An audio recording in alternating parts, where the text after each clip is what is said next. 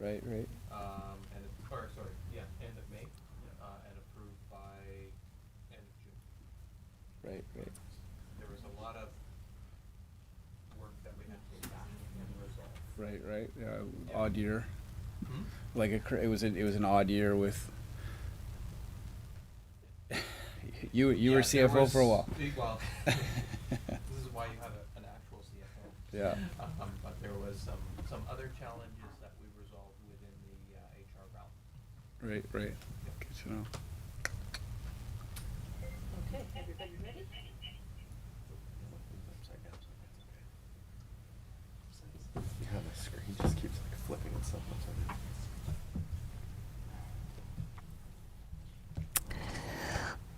All right, the meeting is now open to the public. We have YouTube and Zoom operational. So 4:06.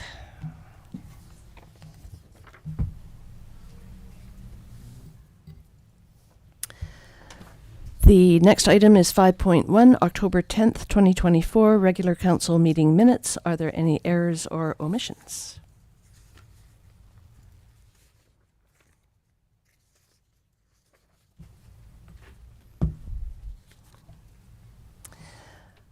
Seeing none, may I have a motion to adopt the October 10th, 2024 regular council meeting minutes as presented?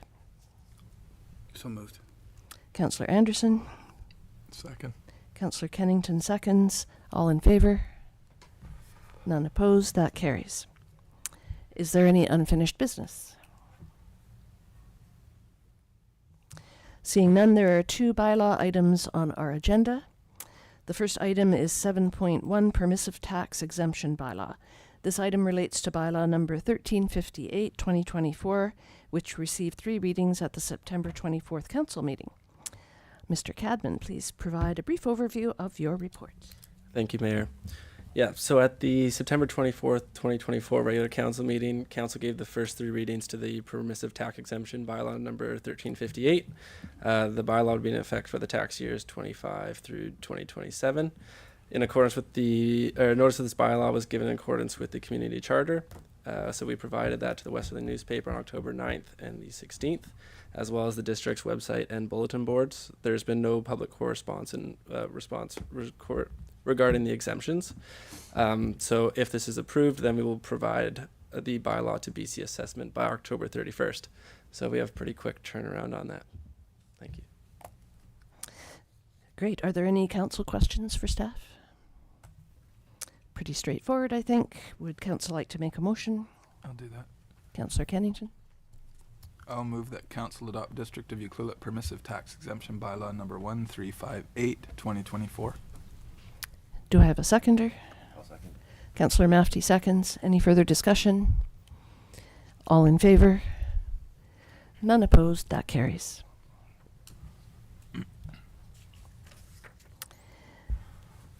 The next bylaw item is 7.2, Delegation of Authority Bylaw and Consequential Updates to the Procurement and Disposal Policy. This item will be presented by the Manager of Corporate Services, Mr. Rotenberg.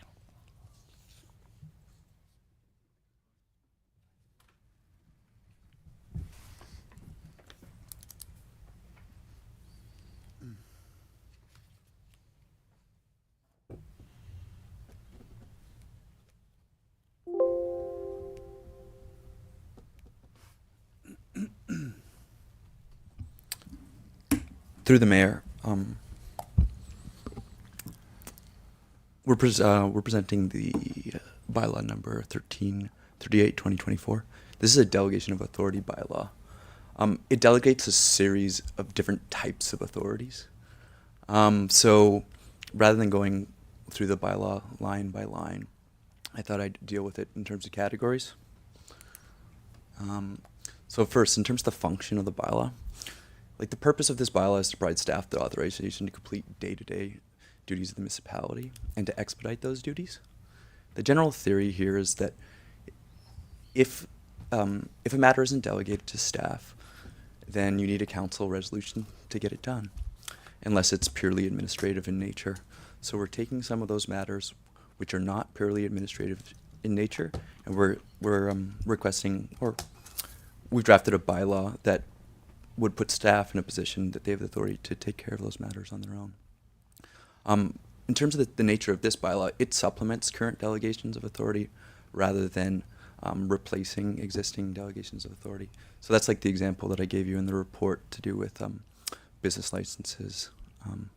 We're not trying to replace that delegation of authority, rather we're trying to ensure that additional authorities are in place so staff can move forward quickly. It also clarifies the roles and responsibilities for signing and implementing agreements that are authorized by council, and it increases spending limits dramatically for entering into contracts for goods and services. If I can just stop you for a moment, Councillor Hoare can't see the screen.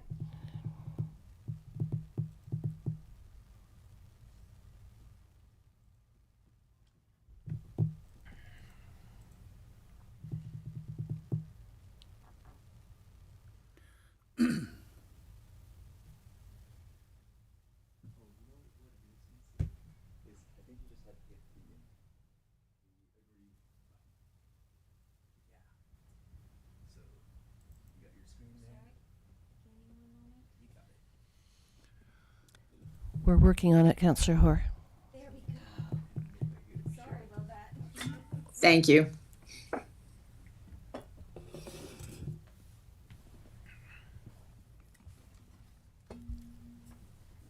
And it is visible now.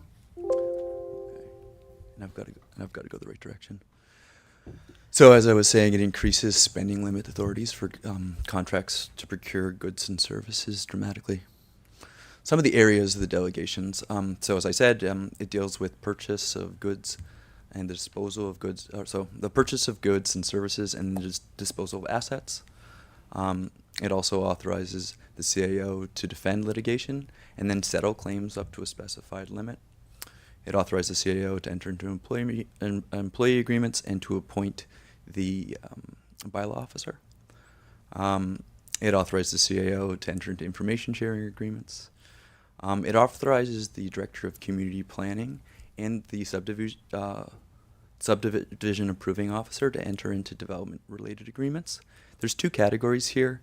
The first category are agreements that are a product of development approvals that are already delegated to staff. And the second category is agreements that are a product of development applications that are approved by council. The next item there is license agreements for the use of land and facilities.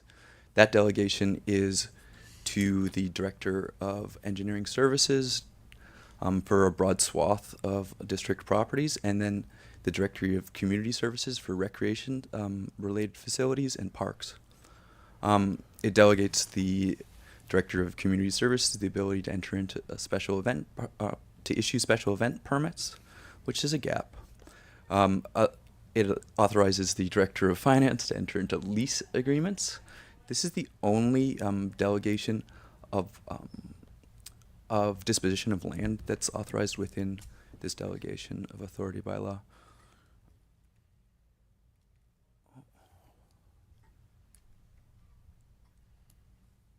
Will you advance the slide for me, Nancy? Thank you.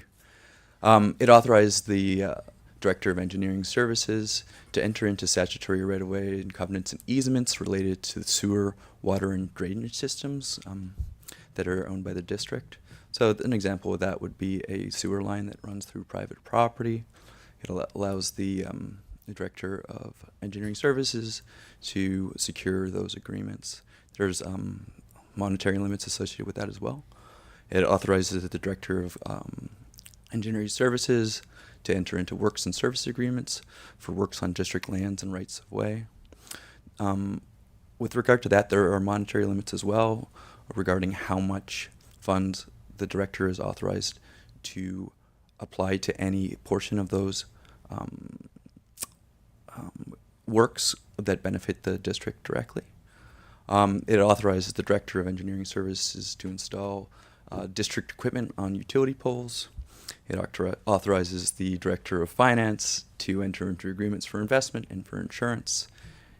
it directly authorizes the Director of Finance to collect debts through special provisions authorized through the community charter, as well as to pay specific debts. And it authorizes a broad swath of staff to enter into to file grant applications and enter into related agreements, provided that the grant application or the project is already approved by council, with the exception of the recreation or the Director of Community Services, who's authorized to enter into grant applications up to a specified monetary limit. I think that's $50,000.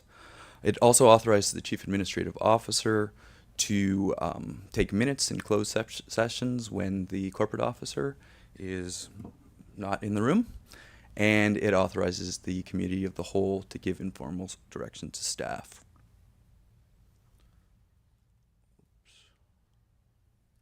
So you just have to advance the slide for me. Thank you. So there are limits that apply to everything, and you'll see that sort of at the beginning of the bylaw. So obviously statutory procedures have to be followed. There also has to be sufficient funds available in the financial plan to buy stuff, i.e. you can't go over budget buying stuff. And generally disposition of land must be approved by council except for in the case of a lease. Except for in the case of a lease for staff housing. So that's a very small carve out there. Next slide, please. So we are recommending a relatively significant uptick in spending limits associated with the purchase of goods and services. The current limits are shown on the left there, and the new limits are shown on the right.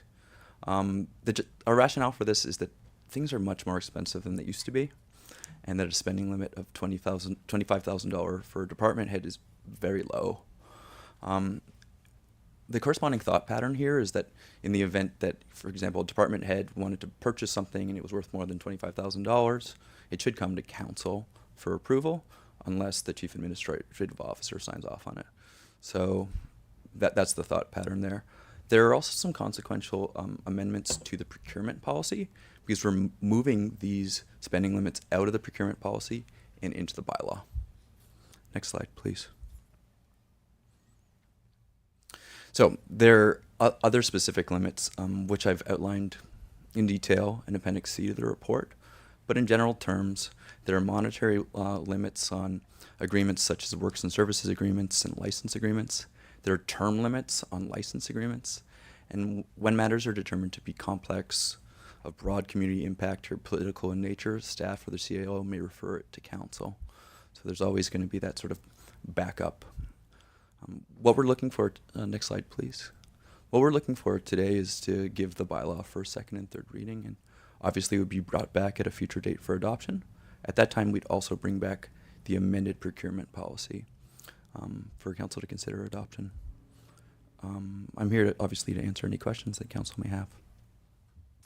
Thank you, Mr. Rotenberg. That's a very thorough report. That must have taken a lot of time. So thank you for that. Questions from council?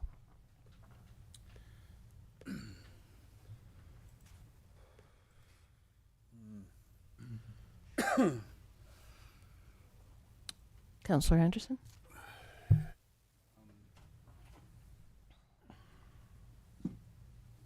are a couple things that kind of jumped out at me here. I don't know if Is your mic on? Oh, there we go. There's a couple of things that jump out here.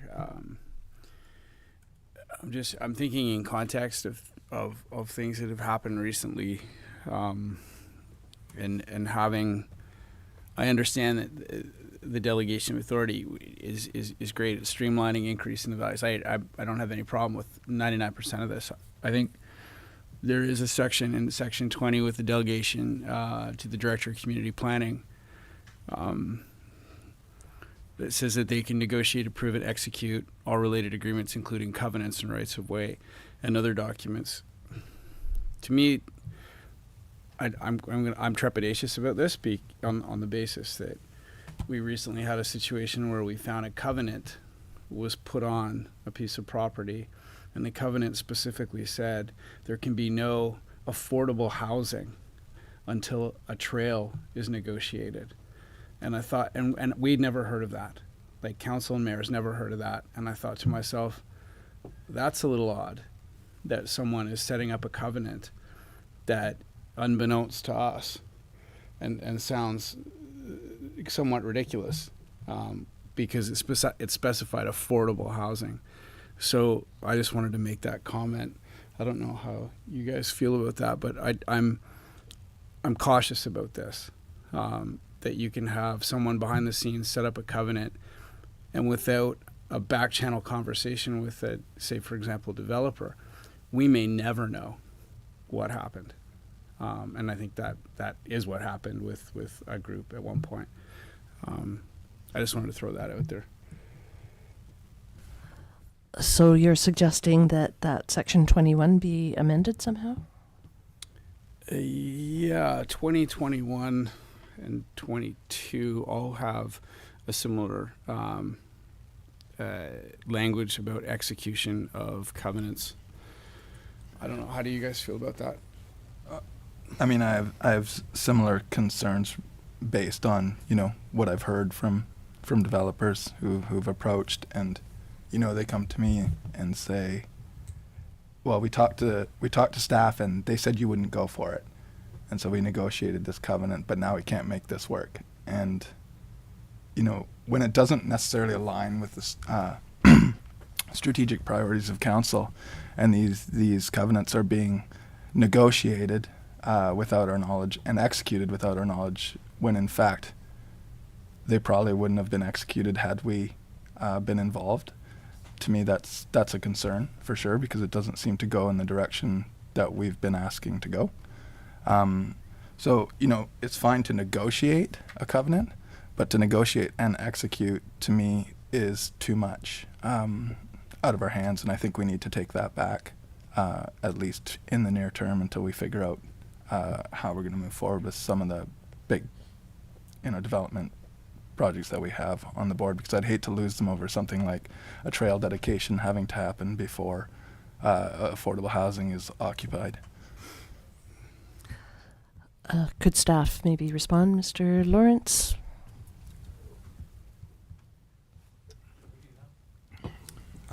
So I just want to distinguish a couple things first.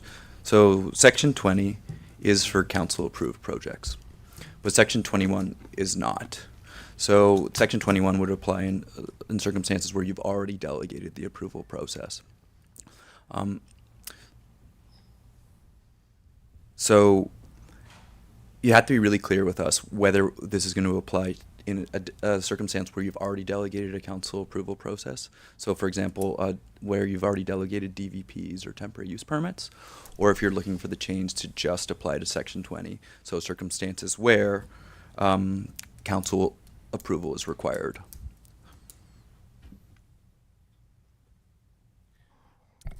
So just to add a little bit more to that. So restrictive covenants generally always come before council.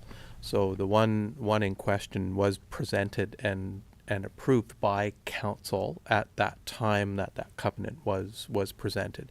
When those come forward at those time, it is important that if there's any items within the restrictive covenant that don't match what council's objectives are, it would be at that point in time that council would modify or adjust it.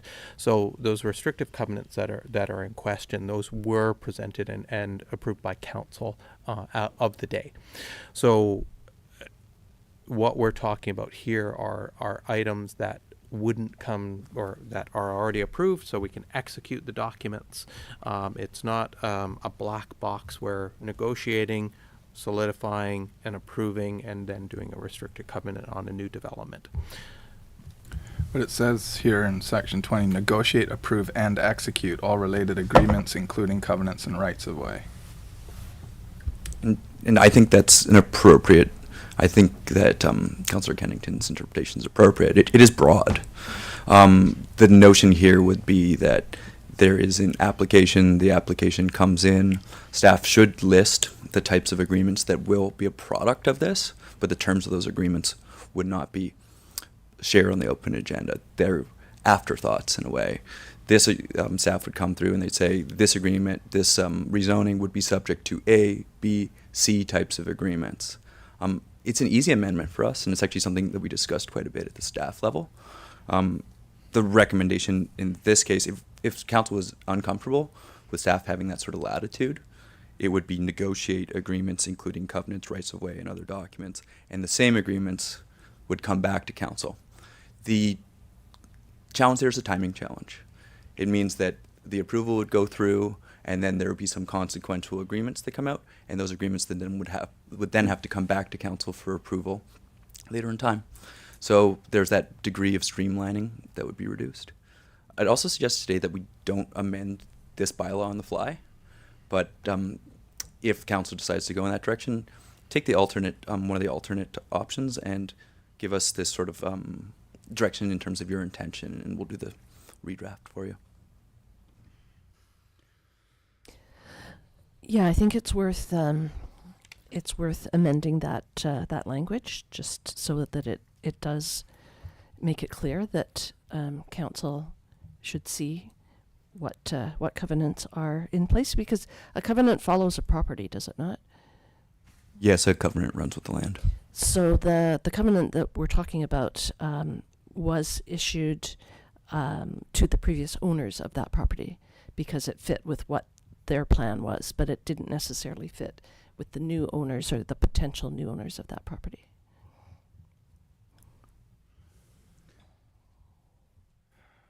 Agreed. I just wonder if there's a different, like maybe a broader discussion about when we looked at that property, there was like multiple page list of covenants that were applied that were so specific that there was no flexibility in that. And it seems that there's a slight lack of trust, and maybe that's warranted or not, but the way we're going about things is giving us a reputation that's less than ideal. We have consultants telling developers not to touch Ucluelet. This is a fact. And to me, that's a concern when we're facing a housing crisis, and we need to have all hands on deck to have that kind of reputation spreading. And it's certainly not coming from council's direction on housing. We're pretty proactive on it, and we're doing everything we can. So we have to root out the problem of what's causing this. And to me, when I look at the covenants that are registered against some of these properties, it's an undue burden, especially for affordable housing, because to undo those covenants is time consuming and expensive. And that just gets tacked onto the price of the affordable housing. At a time when we're supposed to be streamlining, to me, it just looks like putting up roadblocks. And not having an open discussion. So, there may be developers out there who are going to take advantage of that, but that's up to us to vet that and, put those blocks up when we get that feeling or there's evidence to support it, but not as a rule of thumb in a way that we go about development in our community. So, Mr. Rodenberg, that would be option B, and then specify that that we want the language adjusted in 2021 and 22? So I was trying to distinguish 20 and 21, because with 21, the development approval process has already been delegated to staff. I don't know a different way to say this, but for example, if you had a temporary use permit and there were consequential agreements associated with that temporary use permit, and the temporary use permit had already been, the ability to issue that temporary use permit had already been delegated to staff, it's council's intention that contracts that are a product of that temporary use permit would have to be approved by council.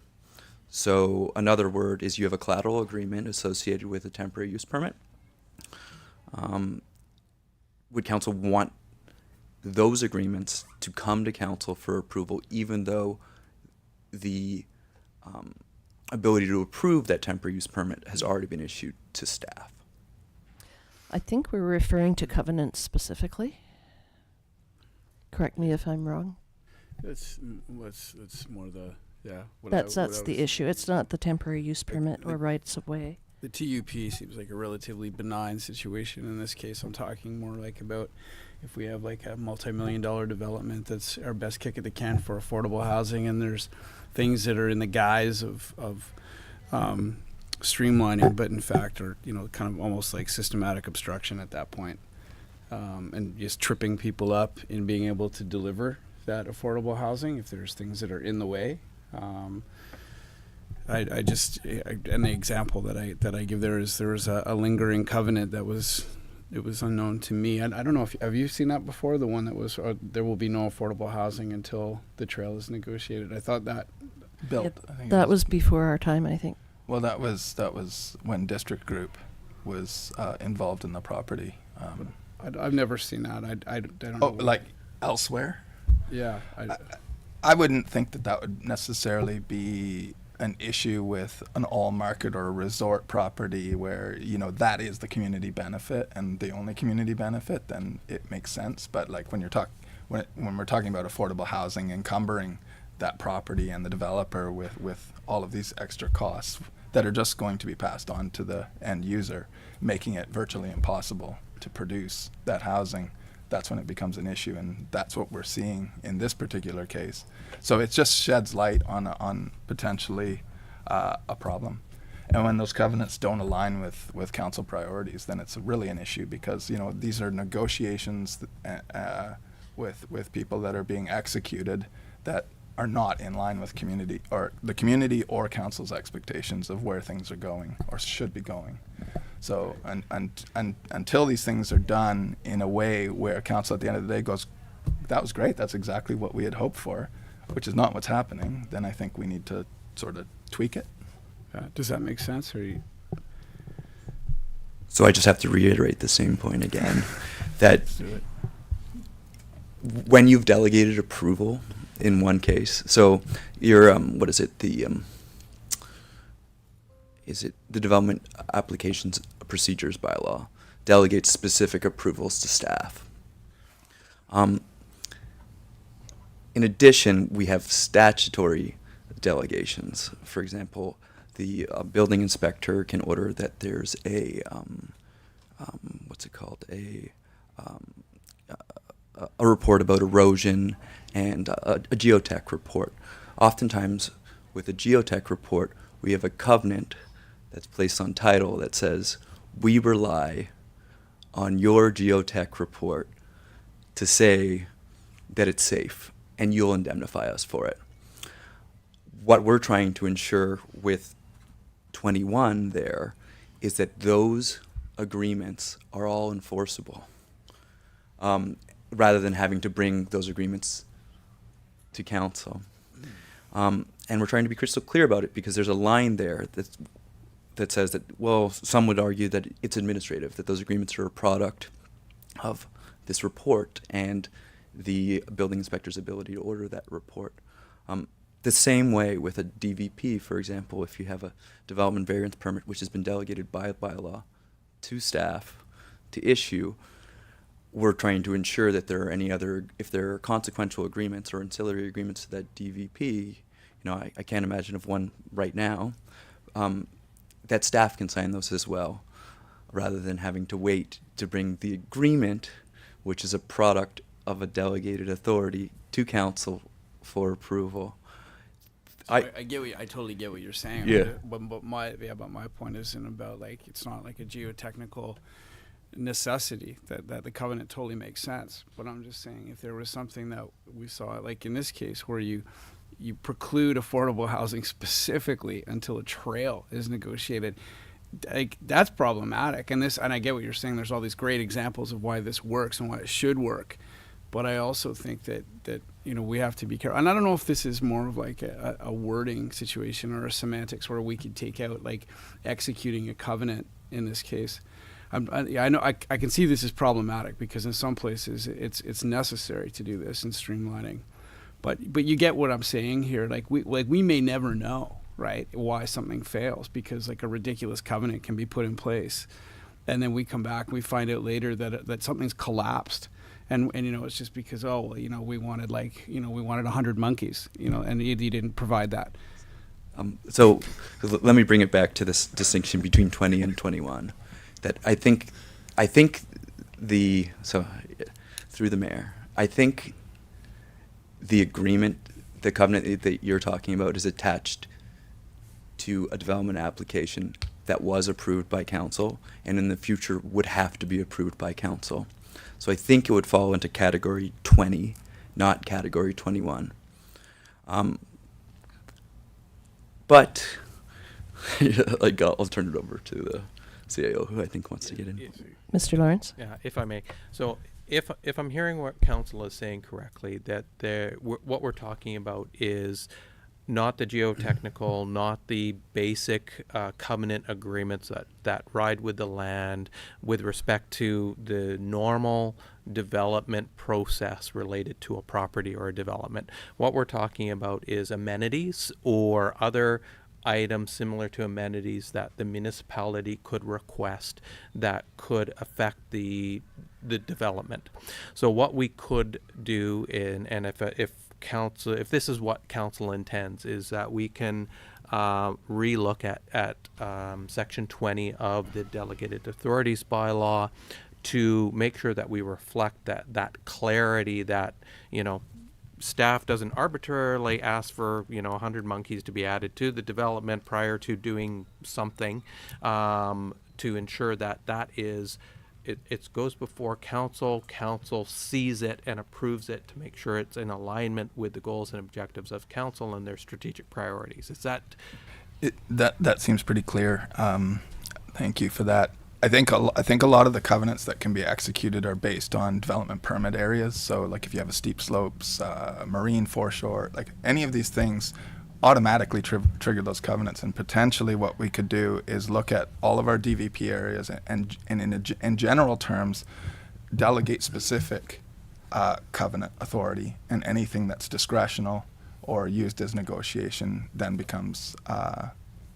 Council needs to be involved, because those are things that shape and change the community that are within our control. We cannot control the tsunami levels. We cannot control we can't control the form and character, but a lot of the DVP areas like soils and whatnot, there's nothing we can say about that because that's professional reports. It's all the discretionary items that could potentially put a roadblock in. Yeah, that's what I'm saying. I'm not trying to be cantankerous here, but I am saying that, like, when we're on the precipice of having a development that answers affordable housing, which is this is the place we're in. We have to acknowledge the fact that anything that bureaucratically gets in the way is adding to the cost of the individual person that buys one of those units or rents them out. Those costs just get added onto that. So if there's things that sort of get egregiously tacked onto this over time and just kind of stall it, those are the things that I'm concerned about. But I think we've addressed this. Yeah, I don't think we want to see all covenants, but amenity ones perhaps would be the exception. If that makes sense, Mr. Lawrence. Yes, thank you, Mayor. I think we have an understanding of where council's concerns lie with respect to restrictive covenants. So we'll take that information back, make their appropriate modifications, represent it to council, review that to make sure that it captures that portion of what council's concerns about with respect to covenants. Yeah, I would like to see sort of an approved list of covenants that can be executed under delegation of authority, and if it falls outside of that list, then it comes to council, because it closes all loopholes and it makes it very clear what can and cannot be approved without our consent. Just for clarity, we could do a list or categories. Would either of those work? I guess those could be options in the report. It's massive. We can shrink it down by categories. I suppose so. I'd have to see what that looks like. At the end of the day, we're trying to get to a place where we feel comfortable, and Absolutely. that when the community wants to point fingers at who's at fault, that it's pointed in the right direction, not necessarily at staff or not necessarily at us, but there has been confusion in the past. So I'd just like to clarify who has what roles and responsibilities. Absolutely. And in terms of the list, are we talking about section 20 and 21, or are we just talking about section 20?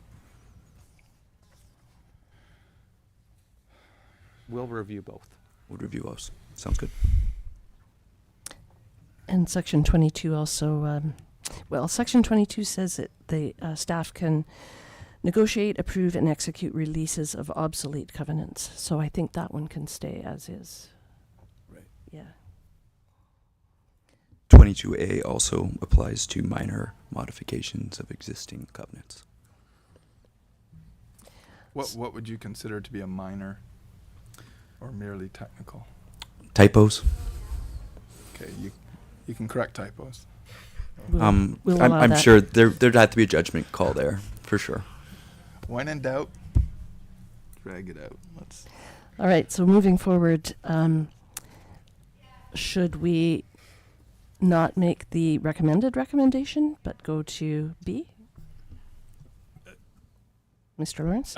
Just a quick question. I know we focused on that one area. I know we've made suggestions about increasing the spending limits. I know that can be of concern for council, or if there's any other provisions within the delegation of bylaw, of this delegation of authority bylaw. It'd be great to speak to those now, so that if there's any adjustments or changes that council would like us to bring back, we can capture those as well.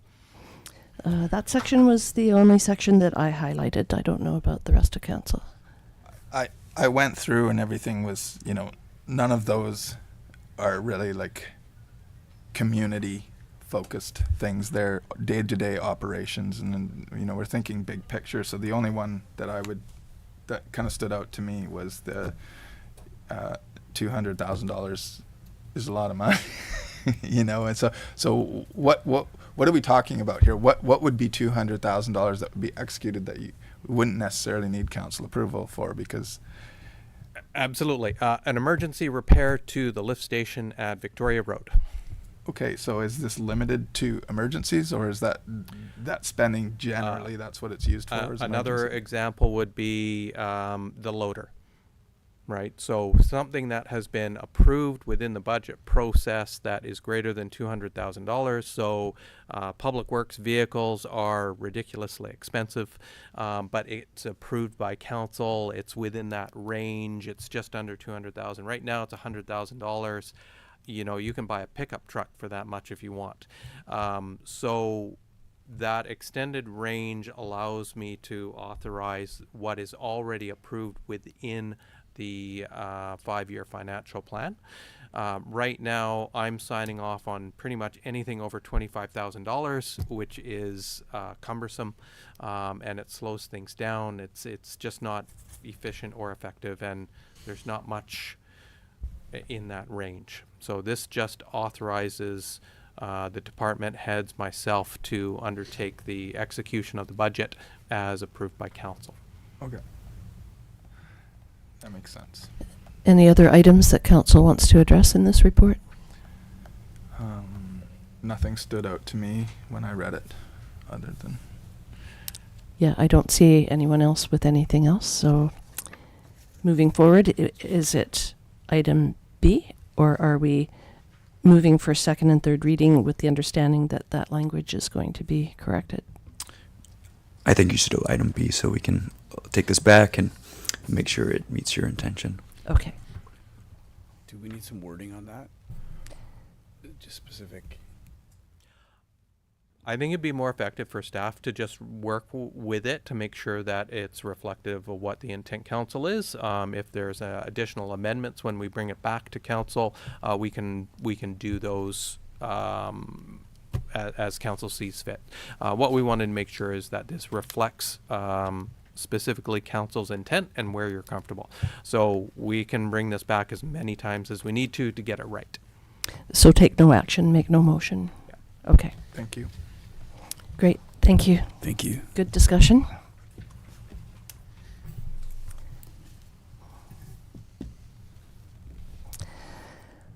We have 4 report items. The first report item is 8.1 Municipal Visitor Parking Program. This report will be presented by our CAO, Mr. Lawrence. Thank you, Mayor. So before council is the report with respect to the award of the RFP for the parking program. As council may recall, back in June of 2024, we received direction to go forth and refine the RFP process and do the award.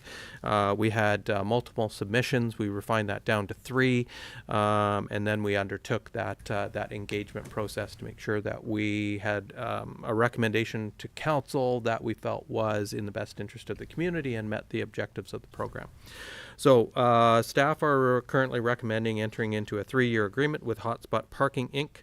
Under the agreement, the proponent would be provide a full implementation program inclusive of supplies, materials, digital applications, training, and communications. And there's some additions in there that I'll walk council through.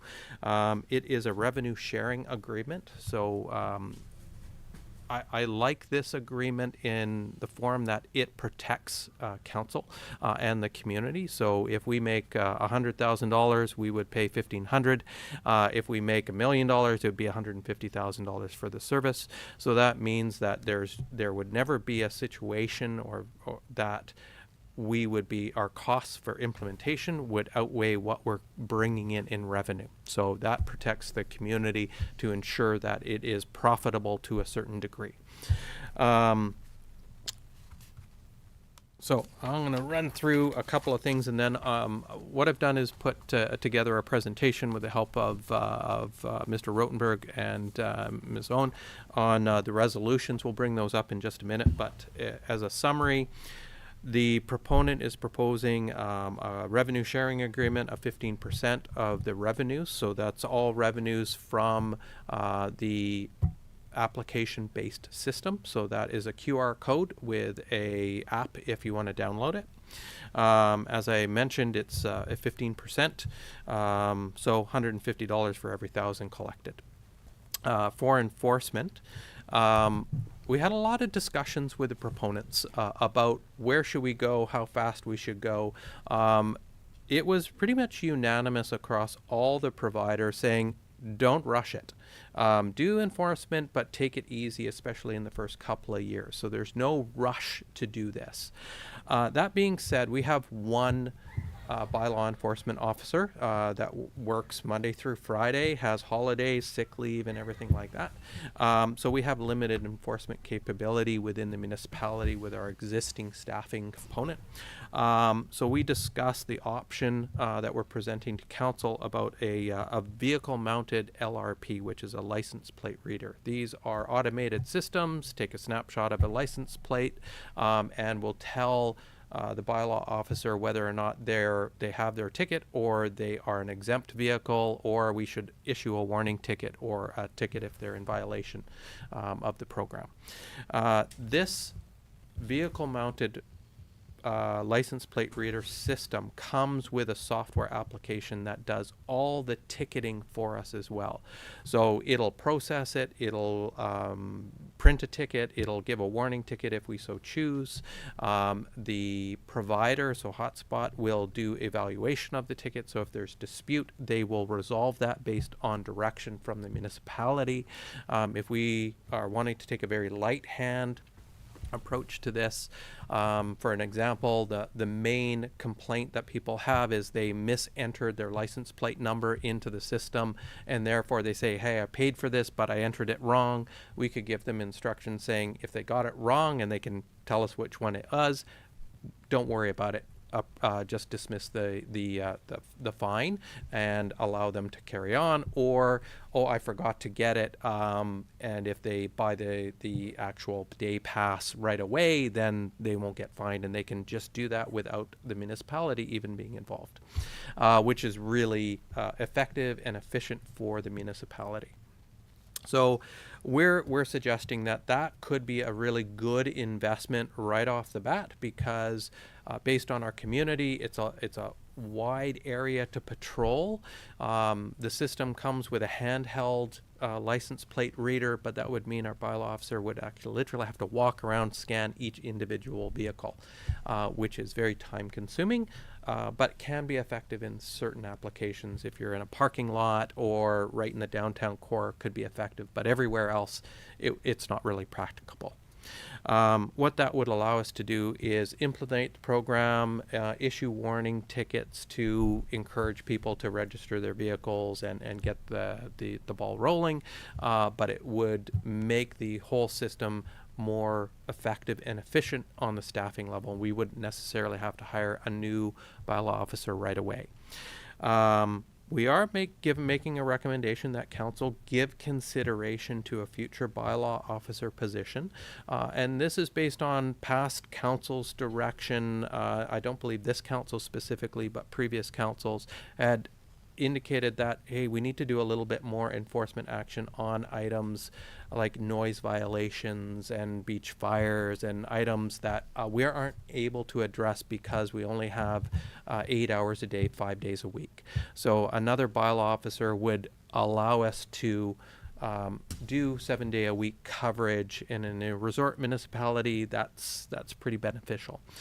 We could also deal more effectively with overnight camping in inappropriate locations and various other priorities of council if they arise.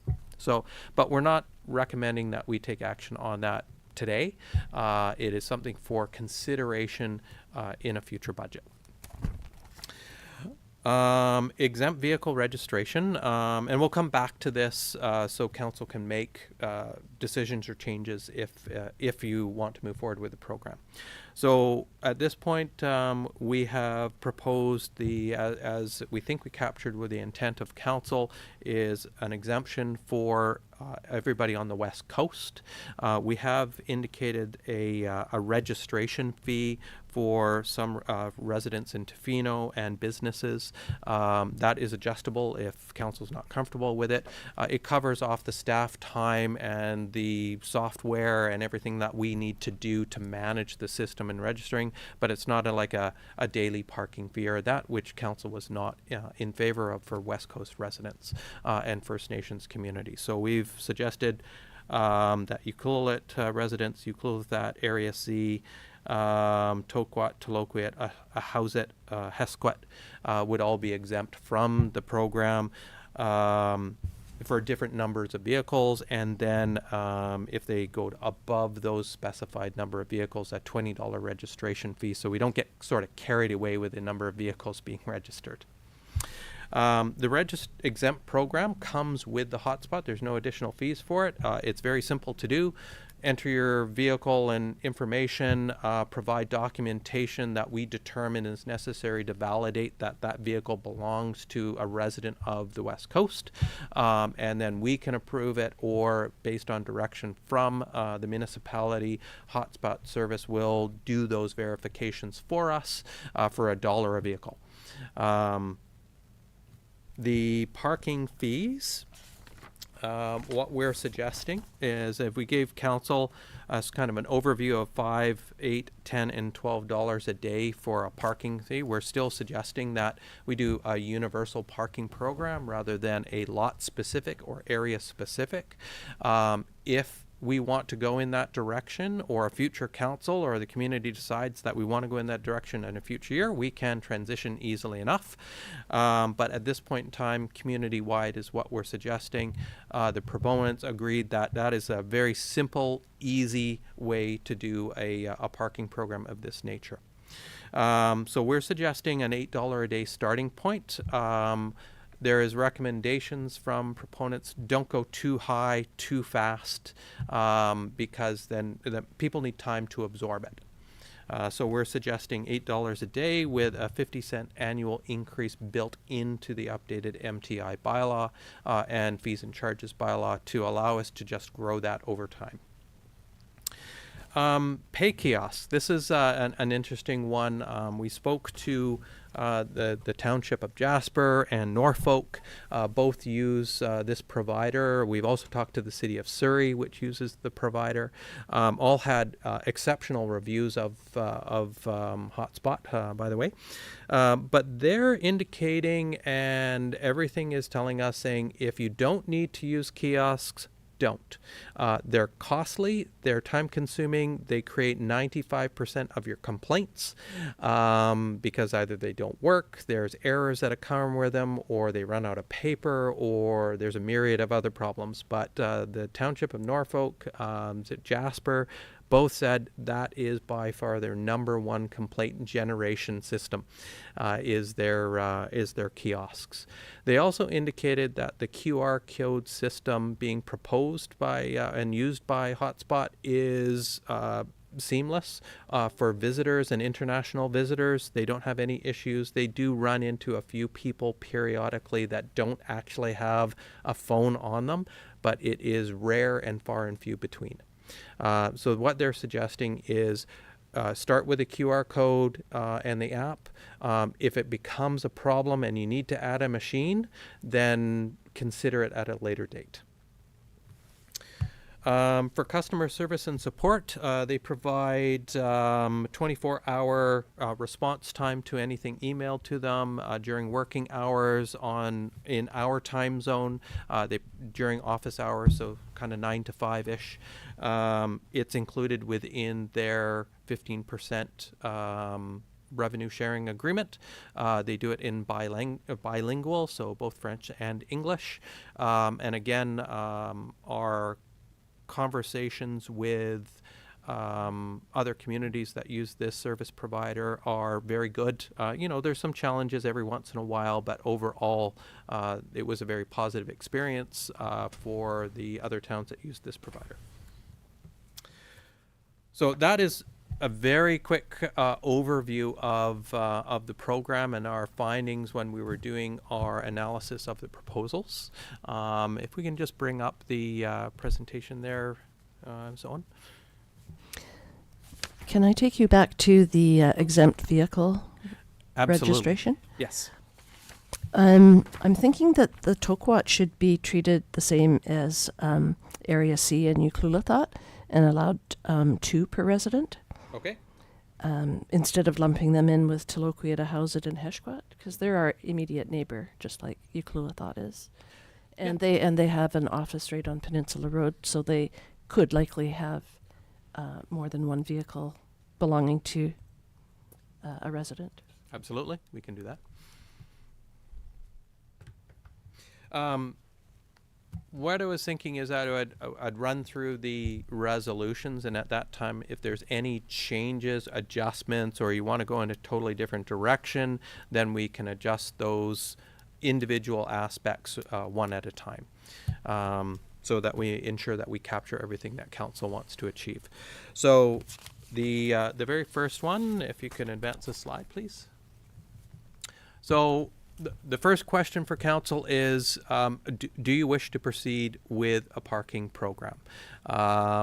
It'll make all the other resolutions either relevant or completely irrelevant. So questions from council initially, and what would council like to do with a parking program? Discussion? I've got some comments.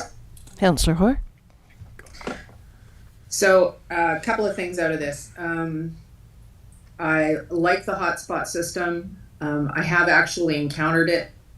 And I have to say that being in town, I have used my share of QR codes with parking systems, and they're very easy. So I totally agree that kiosks could be a problem, and our weather is not friendly to anything that is electronic in any way, shape, or form. So I would like to, I totally agree with the QR code version, and let's see how it goes. I had the same comment as the mayor on the Tokwat, wanting to make sure they had 2 vehicles as well. The other thing, and I had mentioned this when we initially discussed parking, and that was to have a 3-day rate or a weekly rate that was a little bit lower, because lots of people come for, they're staying for, 3-night minimums or whatever, and to give them a little bit of a deal. So instead of, if we do the $8 a day, instead of $24 for 3 days, they might have a $20 one. Just a thought, because I think that having a weekly or a 3-day rate would be worthwhile. Yeah, that's what I had. Oh, power outages. In power outages, if it's QR code, I was just going to comment on this one. The QRs would still work, right? As opposed to if there's a kiosk, potentially not. So that was something that occurred to me.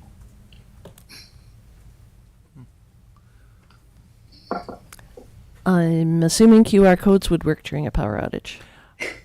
Provided that you still have cell service, or Wi-Fi access. So as long as you have access to data, then you would be able to utilize it. If, for example, you're using a QR code at home and or at a short-term rental or a hotel, and you're using their Wi-Fi and they lose power, then you're kind of hooped. But for the most part, yes. Well, the monitoring system wouldn't work either at that point. Nothing so would we don't work, need to worry yeah. about it. All right. So the first question is: do we want to proceed with a visitor parking program? And if so, there is a suggested motion. Well, I will move that council authorize the mayor and corporate officer to execute a revenue sharing agreement between Hotspot and the District of Ucluelet for the implementation and provision of a visitor parking program. Thank you, Councillor Hoare. Do I have a seconder? No, Councillor Mafty seconds. Any further discussion? I've got one question. Councillor Anderson? Here we go. Get ready for this. I've obviously had a couple of community members that share a certain consternation with having pay parking, as many people do. One of the things that I tell them is, we know why we did this, and that because there's tourists that use our infrastructure, and we don't really get a chance to. I mean, we're on the hook for that, so this helps in that regard. Our taxes have gone up, because we're facing these other infrastructure changes. If there's a community member watching right now that has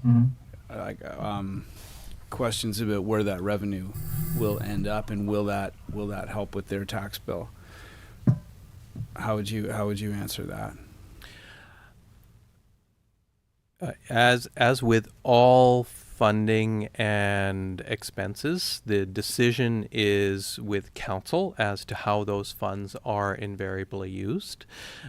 Any additional revenue will help offset any future needs of the municipality and decisions made for the community. So regardless of what that program is, whether it is dedicating that funds to assist with affordable housing or offsetting costs for development or enhancements at the skateboard park, or infrastructure improvements, whether or not they're related to increased demand resulting partially from tourism, or just community growth or renewal of community assets, those funds will help offset the costs or future costs to taxpayers. Yes. You threw that right back. I like that. No, that's good. That was a good answer. I appreciate that. So sorry, go ahead. Call the vote. Any further discussion? I'll briefly speak up because I was one of the strongest opponents of this idea. And I'm not going to say that I've done a 180, but I have essentially changed my mind, and I've done so based in part on many conversations that I've had with folks in town, the majority of whom expressed support for this, and my attitude from before the time I ever decided to run for council is that councilors up here should be representing the community. So based on the conversations I've had, if a majority of people want something, when it's like a binary black and white yes or no issue, I feel inclined to give the people what they want.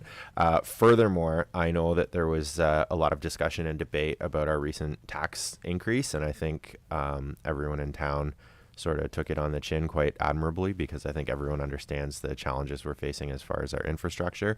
And this is really one of the only other sources of revenue that we have access to. And I think it would not only be wise to take advantage of it, but more importantly, I think it sends the right message if we're going to ask residents of Ucluelet, if we're going to ask people who live here to pony up more and more tax dollars to deal with our infrastructure issues. I think it would almost be irresponsible not to extend that same tax through the mechanisms at our disposal to the visitors to our community who are actually impacting that infrastructure more than the residents here. And so to my mind, it's my initial objections were personal about what I felt I wanted to see in the community, and I've come around because I've been convinced that there's a logical reason for it and that most people support it. Thank you, Councillor Mafty. Councillor Kennington, anything? No, I think for a lot of people, the idea of it is it stands for change and a change in the way the community operates, and you know that's hard for some people. It's hard for me as well, but I can't look past the fact that we do need the revenue, and we are staring some pretty large bills in the face. So I think the program, the hotspot program, reading through it, that was the right program to pick. It really seems to check all the boxes and takes a lot of the risk away. And it's, you know, my only concern with that is that it's, you know, it's commission based, and I don't want them to go out there with like, like on a revenue generating mission rather than, you know, managing our parking appropriately. So as long as it's not abused, and the other items in there about how many cars people can register in their family, it takes a lot of the sting away, I think. So yeah, I support it like the rest of my fellow councillors. Yeah, I think I agreed. The hotspot seemed like the best choice, and we'll get to the kiosk question later. But I definitely think the QR code and the app is the way to go. All right, so we'll call the question. All in favor? Aye. This is just for that first question. Yes. Yes. Yeah. Okay. Yeah. None opposed. That carries.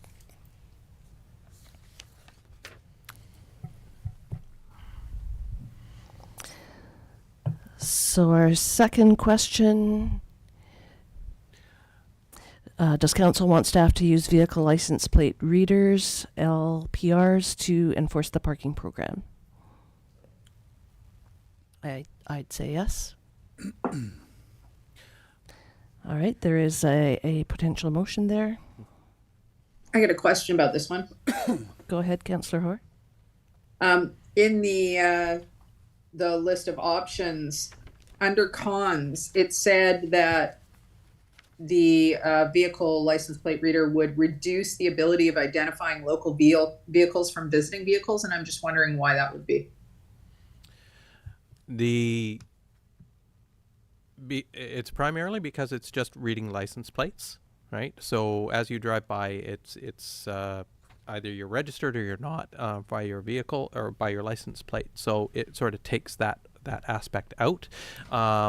In the beginning, the intent, unless directed otherwise by council, our intent is just to provide warnings and information, because we anticipate that right off the bat there's going to be a whole bunch of people that either have not gotten around to, have not heard about it in the various ways that we'll get the information out there. So what we're planning on doing is having a pre-printed information ticket warning. I wouldn't even call it a ticket, sorry. A warning notice saying, hey, we're now doing this program. If you're a local resident, please register your vehicle. Here's the link to it. Scan the QR code, register your vehicle, and get it in there. But it you know, because we're driving, we can't tell whose vehicle it is basically all it's stating. So is there going to be a method by which, let's say, for car repairs, let's just say you get your temporary use vehicle and you show up in town for the week that it takes to fix the fender in Port Alberni. Is there a sort of an information item we can send out so that if you get a ticket, is there a way to very quickly and easily say, no, I'm a resident here, this is my temporary vehicle, or, you know. That is a great question that I have not contemplated. It is something that we can explore with the service provider and try to figure out. So it could be with directions for dispute resolutions that we could provide them, saying if somebody calls up saying, hey, this is my X, temporary vehicle, and we could give them automatic saying, oh yeah, somebody phones up like that and has that, and it's just tick it off. Yeah, as long as it's a quick and easy process, that doesn't mean them coming down to the district and proving all that. Like just so that it doesn't sort of hamper the movements of locals. We do have to be a little bit careful that we don't provide a litany of reasons why you don't have to, so that everybody that gets into the swing of it says like, yeah, you get a ticket, there's an easy way out, just say it's a rental. Yeah, just a resolutions process. Yes. So that people don't get caught in a gray area as a local. As this program develops, and we'll be working through those aspects, so I've made a note saying keep that in mind. Okay. That is a great question, because I just had a budget rent-a-car here for 7 days. That's why I thought of it. Thank It's you. like, well, Air's gonna get tickets. My white Bronco, that's right. I've one other question. Excuse me. And I'm sort of either looking for confirmation or a refutation that only the District of Ucluelet bylaw officer has access to the plate information. That's a great question. So there is a access portal that we will have access to, and bylaw enforcement will be the people that go to it. We might also utilize our administrative staff to do the checking of the new applications for exemptions on vehicles. So it would be district staff, designated district staff, but it would be limited, right? So they would all have a log on. We would consider who needs access for it. They would get a log on. It wouldn't be a situation where anybody within the municipality could log on and check out the license plate program. If I'm understanding what you're asking. Yeah, well, I mean, specifically, like what I wanted to know is if this was information that, for example, like the RCMP would have access to. No. Okay, thank you. Any other questions from council? There is a potential motion. Councillor Anderson? I'll move the council authorize the purchase of a vehicle-mounted license plate reader system to be utilized for parking enforcement. Do I have a seconder? I'll second it. Councillor Kennington seconds. Any further discussion? All in favor? Aye. None opposed. That carries.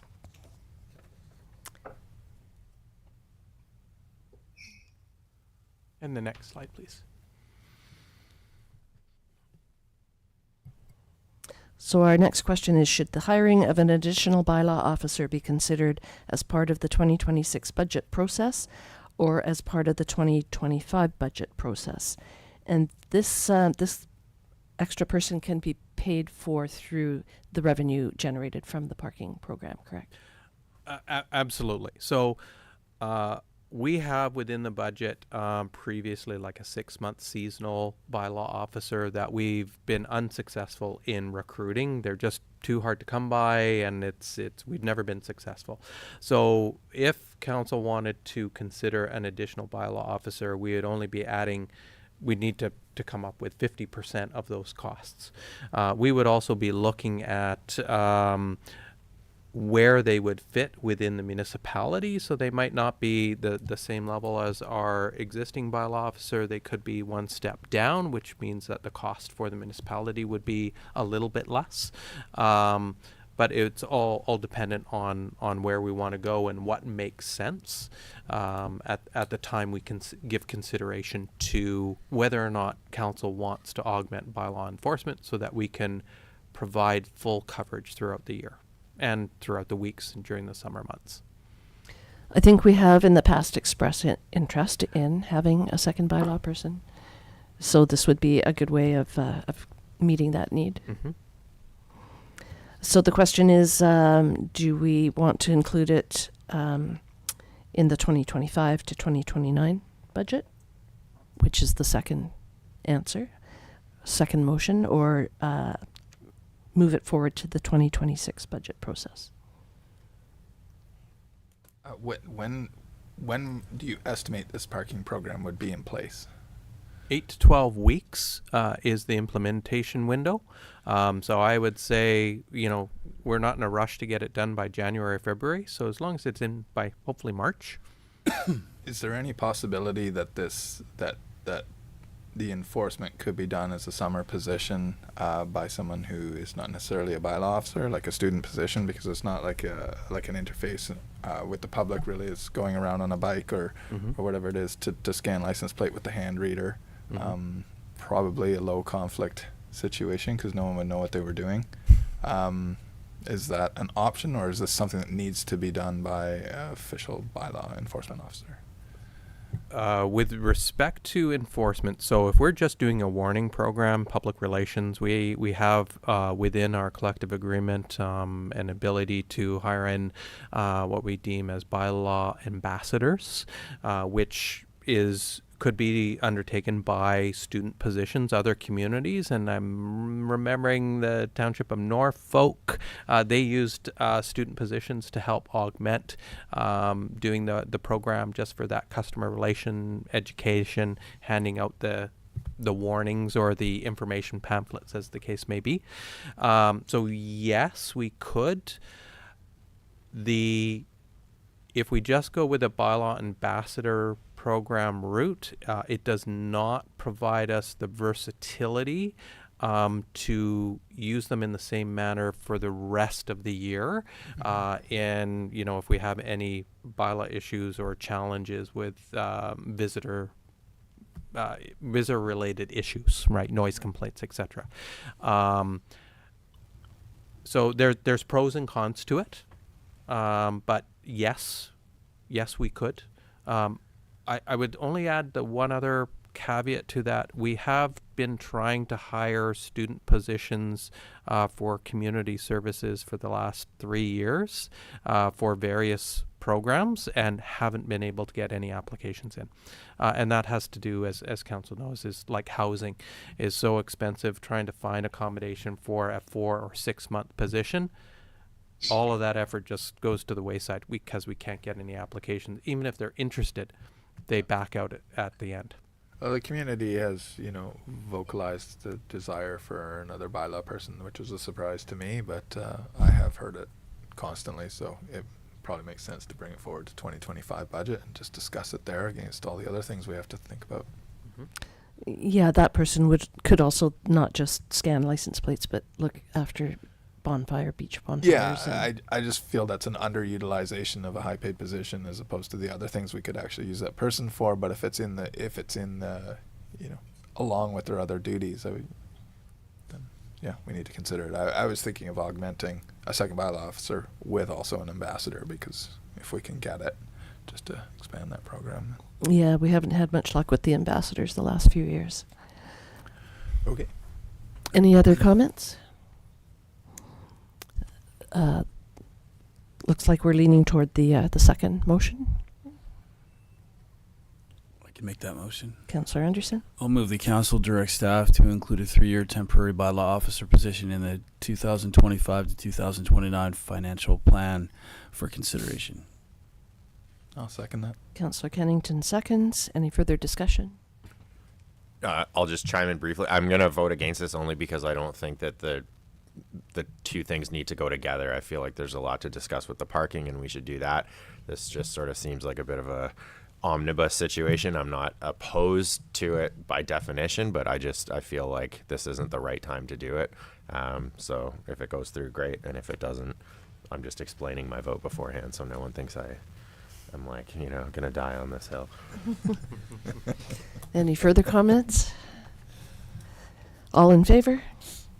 Aye. Any opposed? That carries. All right, thank you. Next question, who should be exempt from parking fees and to what extent?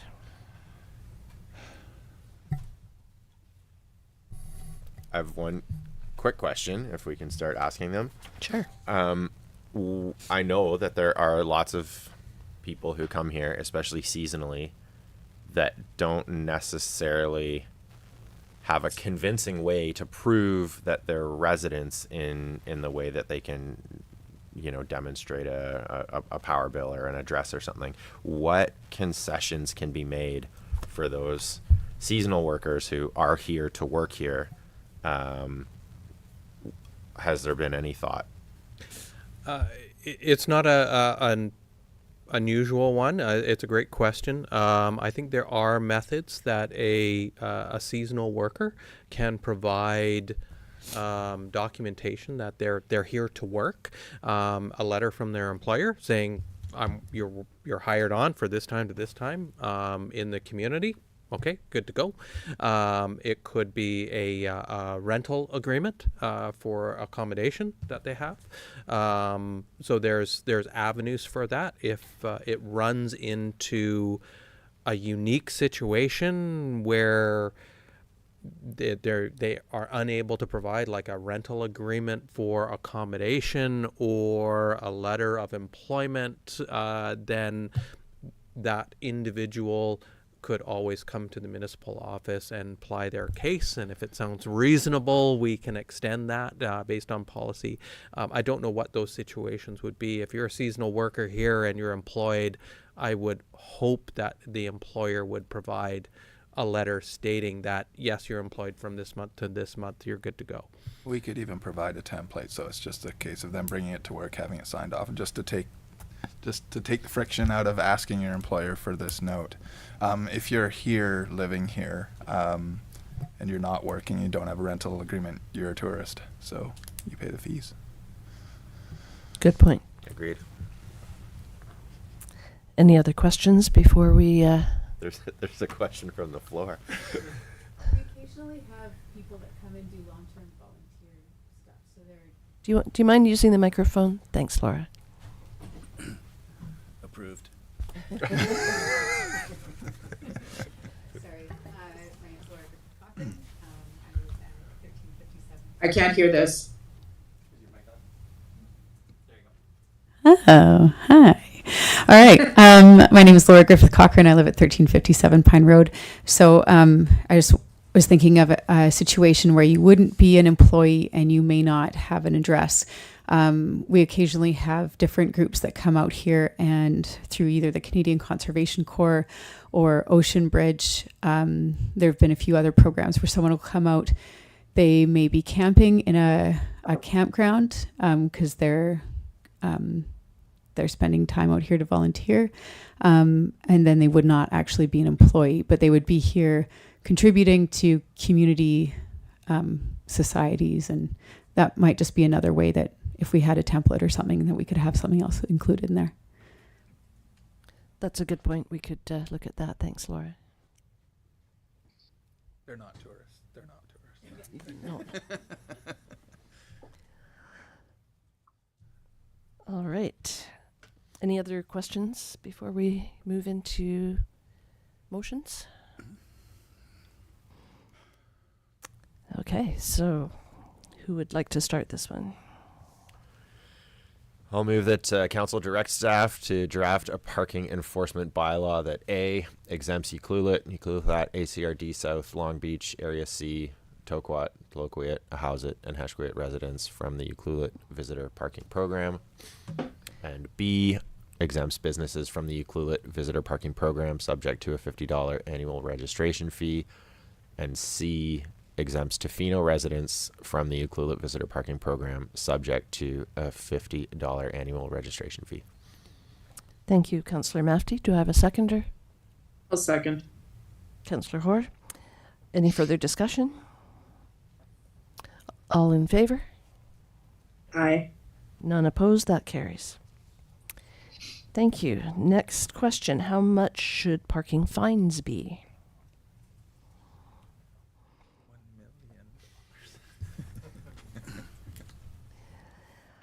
Any discussion on this? We're suggesting an amount of $50 for the first offense, reduced to $10 if paid on the day the ticket was issued, and $150 for the second offense and all subsequent offenses.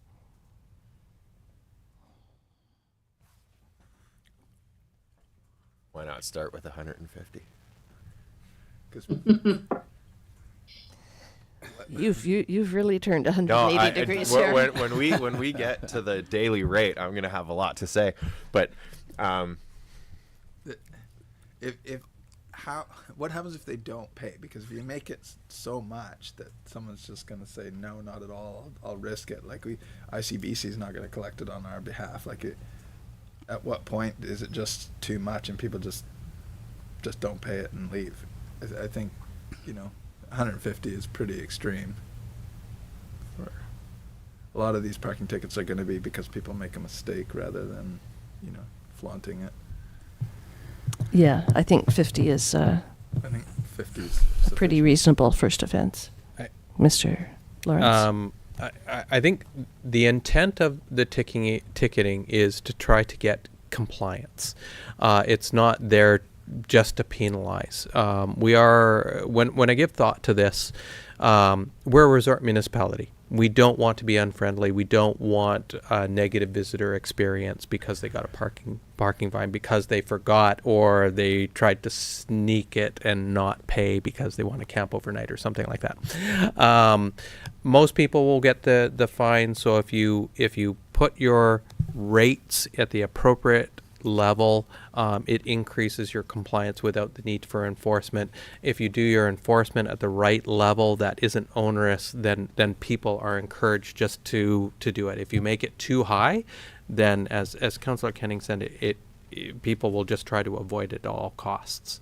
But there is a balance, right? So if $50 is too low, we can increase that one. Same with 150, but that is every time you get a ticket. So if you didn't buy your daily pass today, and you got a ticket tomorrow, you would get another one. The day after that, you would get another one, and it would compound pretty quickly if you parked your car and left it and went fishing for a week.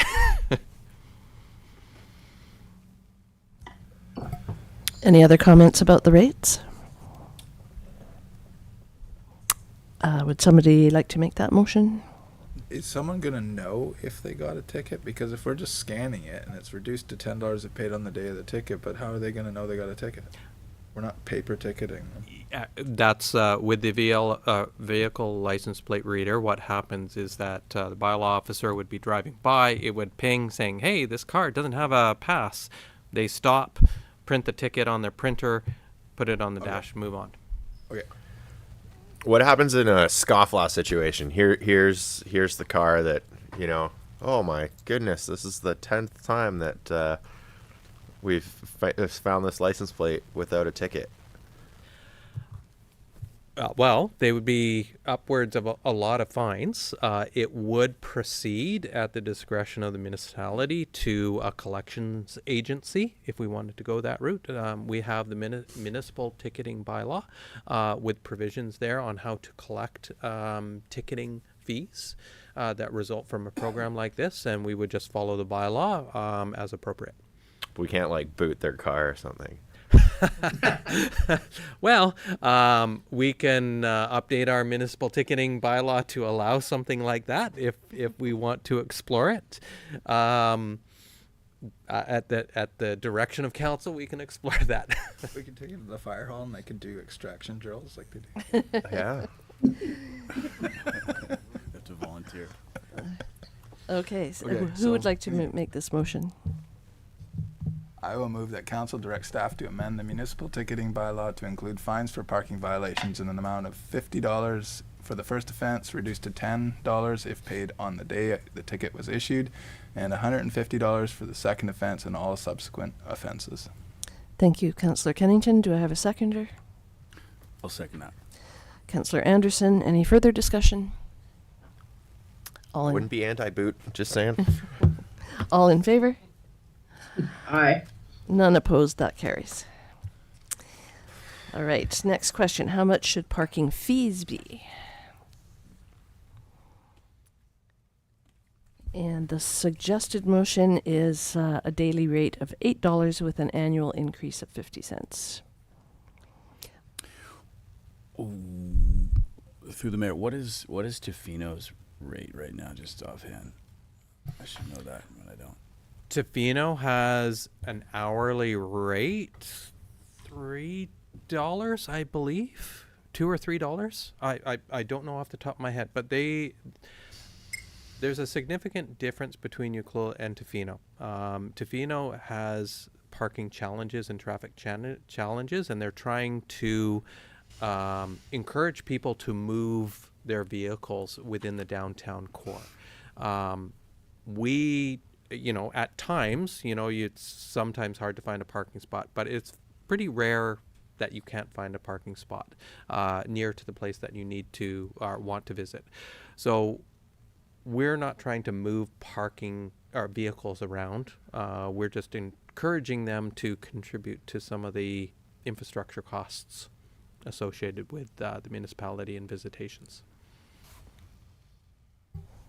Any other questions for staff?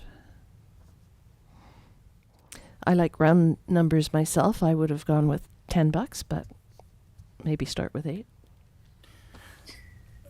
It would be nice to have that signage, just what you just said, and so a lot of the tourists that come out here, if you had a placard that says that these fees, I know we're doing this with the QR, but if we had it explaining that the purpose of this is to add to the infrastructure for the folks in town, I think people would be much more open to it. And them, right? Like, nobody wants to come to a town that's falling into the ocean, so Yeah. we have to keep up.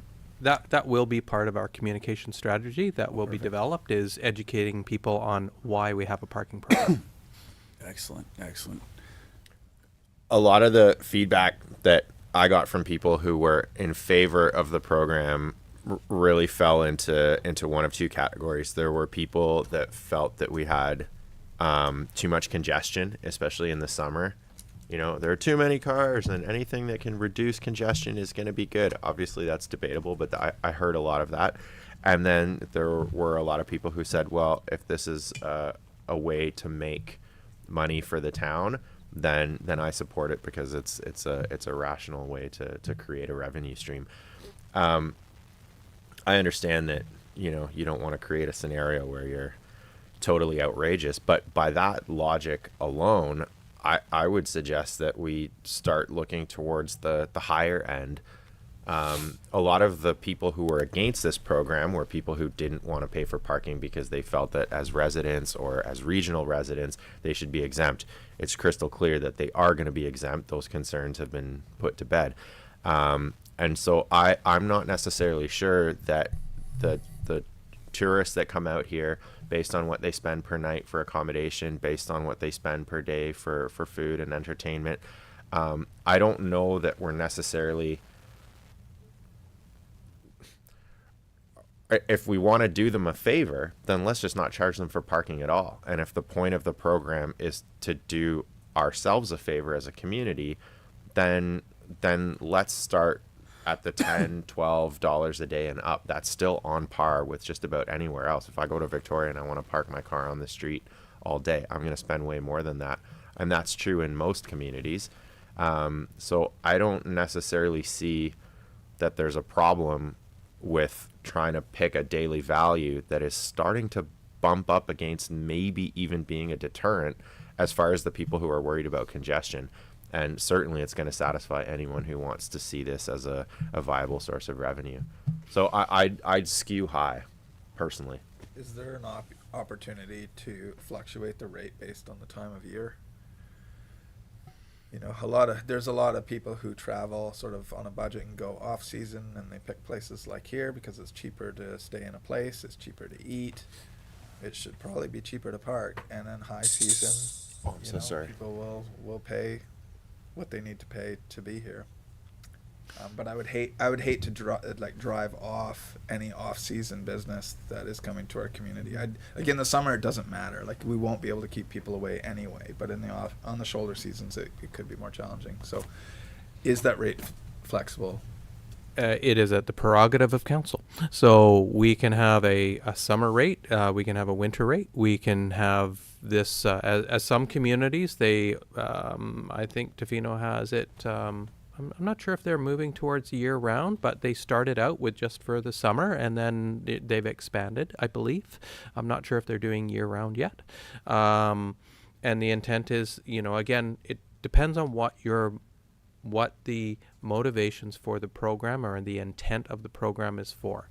So if it is for generating revenue to help offset the cost of tourism on the community, the resident or the visitor that is coming to the community, regardless of the season that they come, has the same impact on infrastructure demands.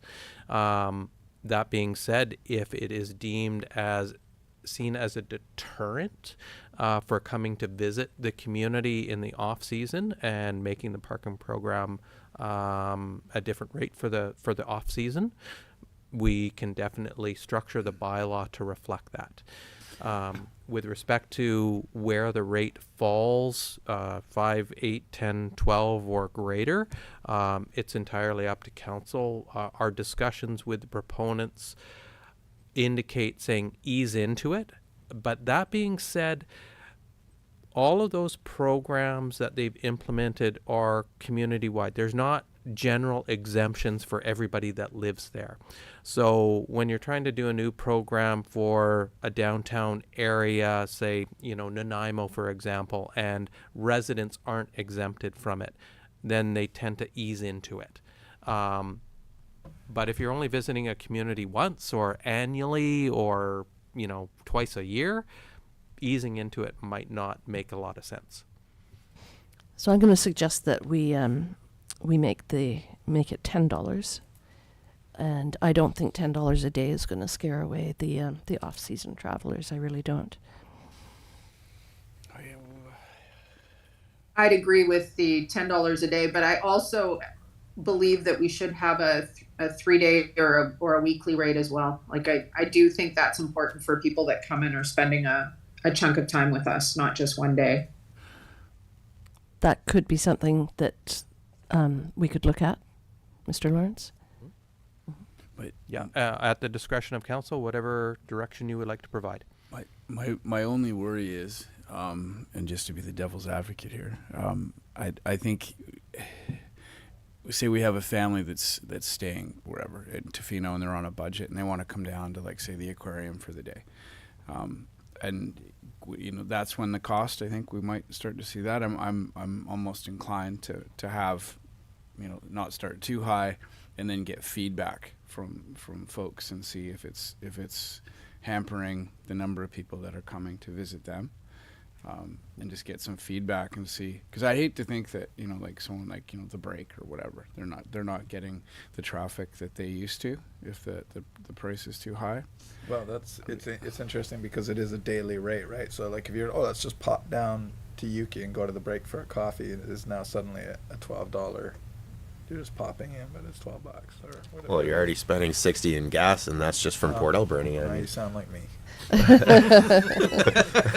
I play devil's advocate too. I hear your point. I just don't know too many people like that are on a budget that come to Tofino or Ucluelet on vacation. I don't see this as a budget destination. It's expensive just to get here. Right, and it's like end of the road. You're here. I don't want to say like let's squeeze these people, because that's not what it's about. But I don't know. I don't think that we've got too many. Oh man, I'm on hard times, but I really have to go out to Tofino to go and eat at the restaurant there, or I gotta go to Yuki. Like, All right. I don't know, man. Well, and the family coming from Tofino to go to the aquarium is going to spend a lot more than $10 to get into the aquarium.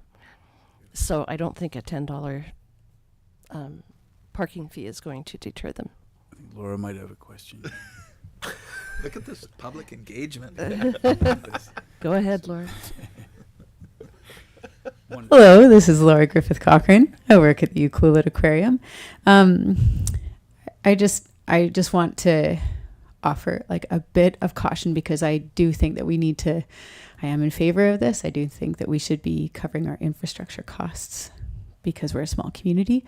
But interacting with the public every day We get so many people that come down from Tofino and so many people that come out from Port Alberni, and there is so much love for our community, and they choose us because we're more affordable than Tofino.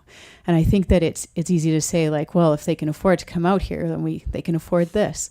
But there's a lot of people that plan around us regularly, and if we start to increase it too much, then they'll start pulling back. We get a lot of day trippers from Port Alberni. We get a lot of day trippers from Nanaimo. And I get a lot of people that talk about, you know, like, we used to go to Tofino, but it's too expensive for us. We come here now. So as a business manager who's going to be in that area, I have a bit of fear about us going too high and scaring people off. And I think we could try it out. And if everybody seems to be happy with it, we can always go up. But yeah, I do carry a bit of worry about, you know, if you're already spending so much to stay somewhere on the coast, and then you have to add an extra $12 to get coffee and go to the aquarium. And then I think a lot about, who does this space belong to? And it shouldn't just be for the people that can afford the utmost of cost, but it should also be for the people that can make it here on a really tight budget and go camping and make all of their own food and, like, stay in a campground, because that's the kind of travel that I had as a kid. And we didn't go to restaurants, but I loved it, and I came out here all the time, and that's why I live out here now. So that's my worry. Thanks, Laura. So I'm going to suggest that we make it a $10 daily fee and take out the words with an annual increase of 50 cents, because I think we could just analyze how that $10 a day is working, and maybe just keep it at that. Or if it's going crazy and we can't control it, then sure, we could always look at upping it down the road. I've got one final question. This is something that I have heard from other folks too. Could there be a different rate for RVs?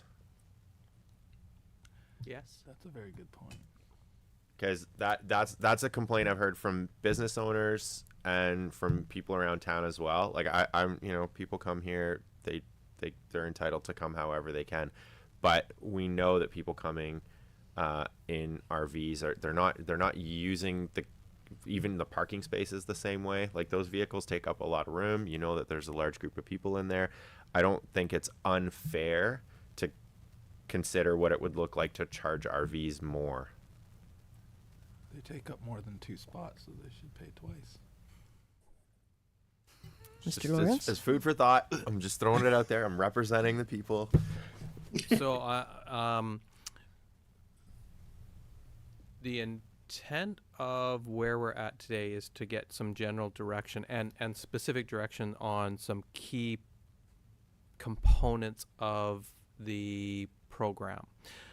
What we can do is, if council wants to make a resolution about the base rate for vehicles, and then what staff can do, because I'm hearing a couple of different proposals that we could make it a resolution, but it's kind of making it on the fly with like a 3-day rate and 7-day rate or whatever that might be, or an alternate rate for RVs, or trucks with boat trailers, because that's another question out there that we could explore.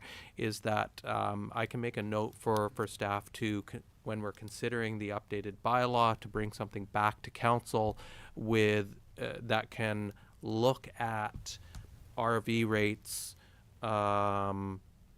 camper rates, boats and trailer rates, multiple day rates. Is that something council would like us to explore? Yeah, I think that makes sense. Yeah.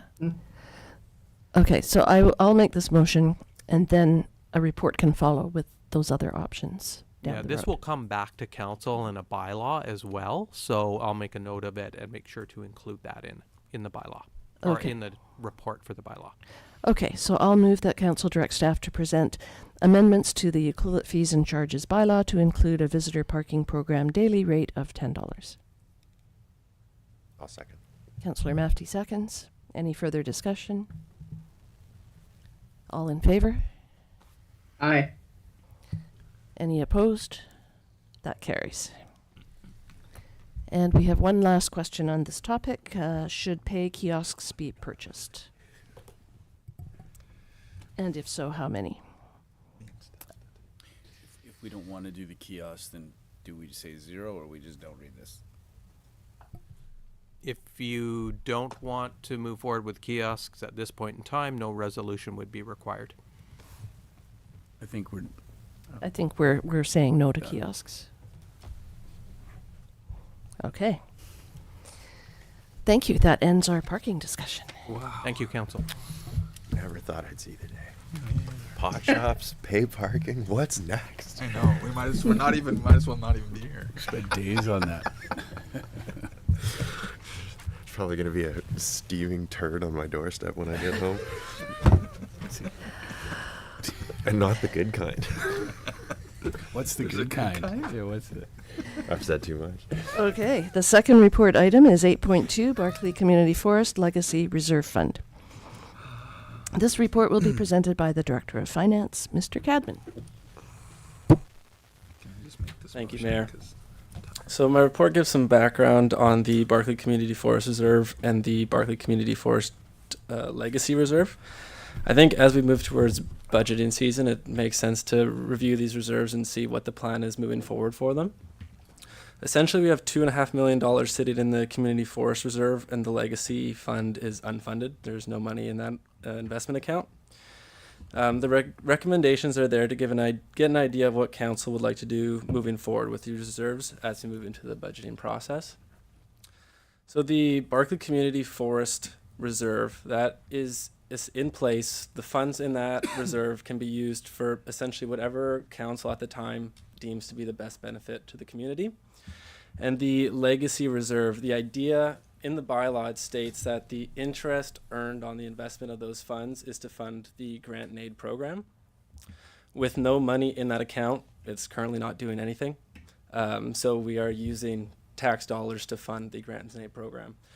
So I think I'd like to go through the recommendations just to get an idea of how council would like to treat these two reserves funds. So my first recommendation is that council direct staff to prepare an allocation of $1.5 million from the Barclay Community Forest Reserve Fund to the Barclay Community Forest Legacy Reserve Fund for consideration in the 2025 to 2029 financial plan. Basically, we won't be doing the allocation now, but it allows us to review it in the budgeting process. It just gives me an idea of when I'm preparing the financial plan that you'd like to consider that allocation. How we arrived at the $1.5 million is basically looked at an average return on investment of 3%. That covers our current grants and aid of $23,000. If we go with 1.5 and that 3%, then we can use 50% of the investments to cover grant and aid. The other 50% would get reinvested back into the legacy fund, and then we could continue to grow the investment fund. That's what you see in the graph there. So at that rate, at that 3%, it would continue to grow over the next 50 years. That's what you see in that graph. That way we can ensure that the grants and aid continues to grow and the fund grows without touching the capital in there. So I think that's kind of like the first area that I want to look at is, does council want to make an allocation to the legacy reserve? Is that something you want to consider at this point? Just get a better understanding of how you see these two reserves coinciding with each other. Are you looking for feedback now? That would be fantastic. Okay. Any questions or comments from council? I'll speak up. Councillor Hoare? I have been trying to get some sort of legacy fund for grants and aid out of the Barclay Community Forest for the whole time I've been on council, because I feel like an endowment is really important. I like the numbers, they work. So I would just like to say that I am for it, and thank you, Mr. Cadman, for bringing this forward. My pleasure. Do you have more to tell us, or do you? So yeah, I guess the first thing is, what does council think of the 1.5? That's a placeholder. Essentially, we have $2.5 million to consider. At 1.5, we can change that allocation. We could do $1 million, we could do more, we can do less. The more that we allocate, the less we have to go towards current projects. like I said, we're not doing any allocations now. It's just to get an idea of what we'll put into the 5-year financial plan. We're kind of looking at it two separate ways. There's the first recommendation at the 1.5, and then we have the further recommendations on other ways to fund it. So it's just basically looking, do we want to make not a hard allocation, but put that in the 5 to be reviewed in the 5-year financial plan at that 1.5. And the 1.5 can be negotiated during That that can be moved budget at a later date, yeah, process. during the budget process. Right. So I know everything comes from different pots of money, but you know, if we're borrowing at 8% and we're investing at 3% and we're locking away this money, it seems like a pretty poor investment. Like a 3, like, well, is it like a savings account at the bank? Like, where are you getting 3 from? So 3%, I'm looking at the long term. So right now we just locked it. We lock it in at 1 year investments. So we just have it's locked in at around an average of 5% right now for the next year. So the 3% is conservative over the next long range. I mean, if you look at 10 years ago, over the last 10 years, we've seen huge fluctuations. Previously, it's been super low. And over the last couple of years, we've had very good returns on investments. So 3% is conservative. I didn't want to get over ambitious with the amount that we could put in the grants and aid. I decided to be conservative with that approach. The return on investment will basically match our borrowing costs. It might be a little bit less, but they'll fluctuate at the same rates. Yeah. And we can't borrow the money from ourselves We can. That is an option. So we can borrow from our reserves and pay it back. Pay back with interest, and that interest used so that interest is paid to ourselves instead of going this route of paying that interest to somebody else. For the borrowing, yes. Yeah. So that is a potential. So like that's what we're kind of looking at the 5-year financial plan is we can use that $2.5 million towards infrastructure, or we can set away this 1.5. We don't touch it, and then we just keep that capital. But to be clear, I'm talking about borrowing that money for infrastructure Yeah. at a slightly better rate than we would get from the bank, but at the same time paying into the. Yeah, that is a potential as well. Okay, that's where I'm going with that. Yeah. So that can also be discussed during the budget process. Yeah. Any other comments or questions? There are 2 recommendations, and they should be moved separately. So that was the first recommendation. I can go through the other if you would good. prefer. Sure, go ahead. So the second recommendations would look at policy and how we would continue to fund the reserves. So the way it's framed is almost like a shopping list. You can look at them separately or together. They're just different options on how we could continue to fund the legacy fund if we so choose. So the first one I've already touched on, which is the 50% annual interest. 50% would go to grant and aid. The other 50% would roll back into reinvestment, just to ensure the continued growth.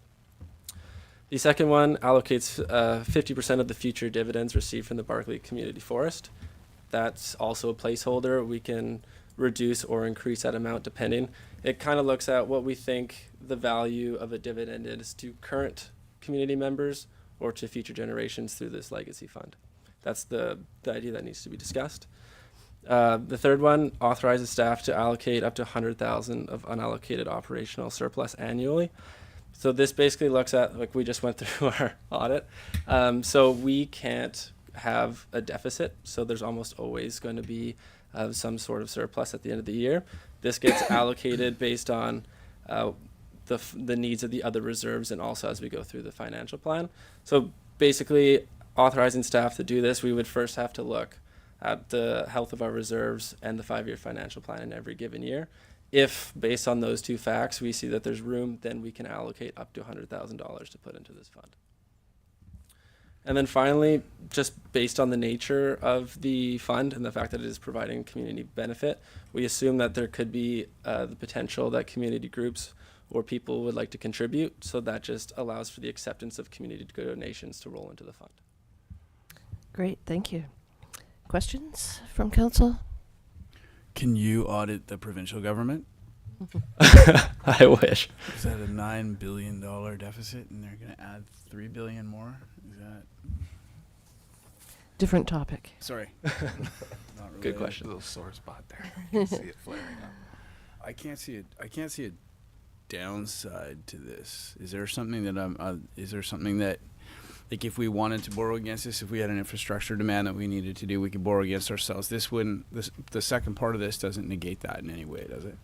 No. So if we're talking about borrowing against ourselves, the only thing that you have to look at is how much capital do you want to retain, like how much do you want to borrow. We should always have some sort of safety net, Right.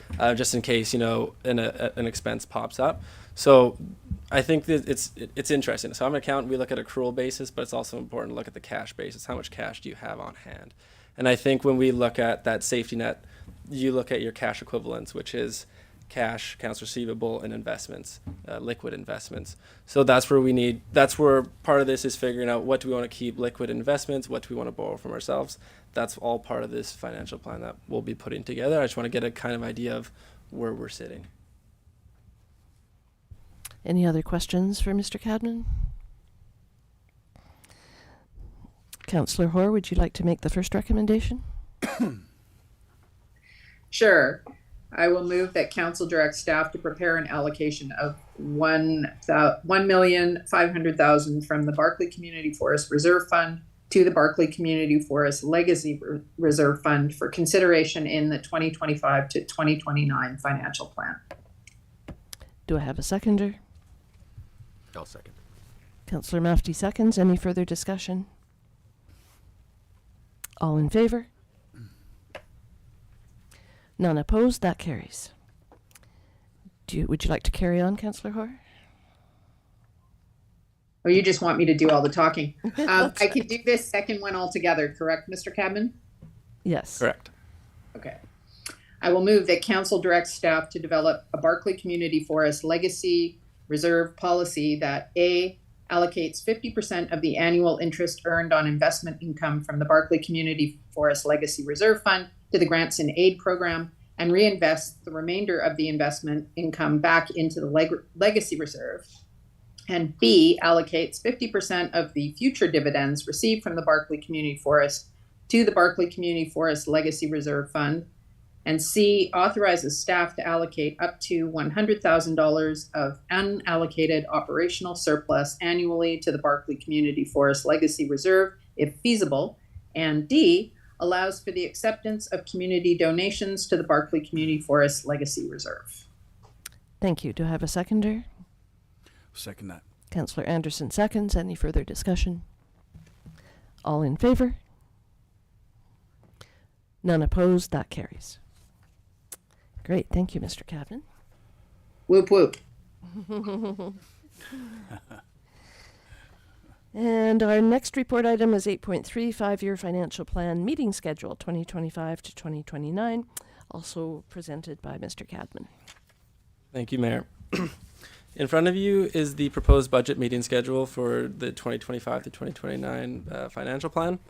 All the dates fall during regular council meetings, except for January 30th, which will be a special meeting to cover the full budget, and it'll also lead into the budget open house, which was a big success last year. I also want to thank Mr. Rotenberg for putting this schedule together with myself. So this schedule is earlier than what has been done in the past, but most of the larger municipalities are adopting their 5-year financial plan in January or early February, and this schedule is getting us closer to that level, which is great. If you look at normal business, you adopt your budget in December before the year end, so it's nice that we're starting to move things forward. Operationally, this will be very beneficial because projects will be approved sooner, directors and managers will know what their budgets are earlier. I would like to note that with this schedule, we are accepting the 5-year financial plan before the BC assessment revised roll is out, and that there is the potential for a marginal tax implication, either positive or negative, depending on the change between that revised roll and what we get in January. That being said, I have set up with calls with BC Assessment to be updated on the values of those roles under review. If this amount is significant, then we can look at changing the schedule of the financial plan, just to wait and see how some of those shakes out. But it's important to note that it's often a minimal change, which is why most municipalities adopt the 5-year financial plan before the revised roll. So basically everyone does it. There is a small implication, but we can handle it. And if there is a big change, I'll know of it through these calls with BC Assessment, and then we can take a look at it, see if we need to push it out later. Moving the schedule forward is a great step for operations. It's currently difficult for managers and directors to make decisions when their annual budgets are only confirmed in halfway through Q2. So this will be a great step moving forward. Great, thank you. Any comments from council? All right, there is one recommendation.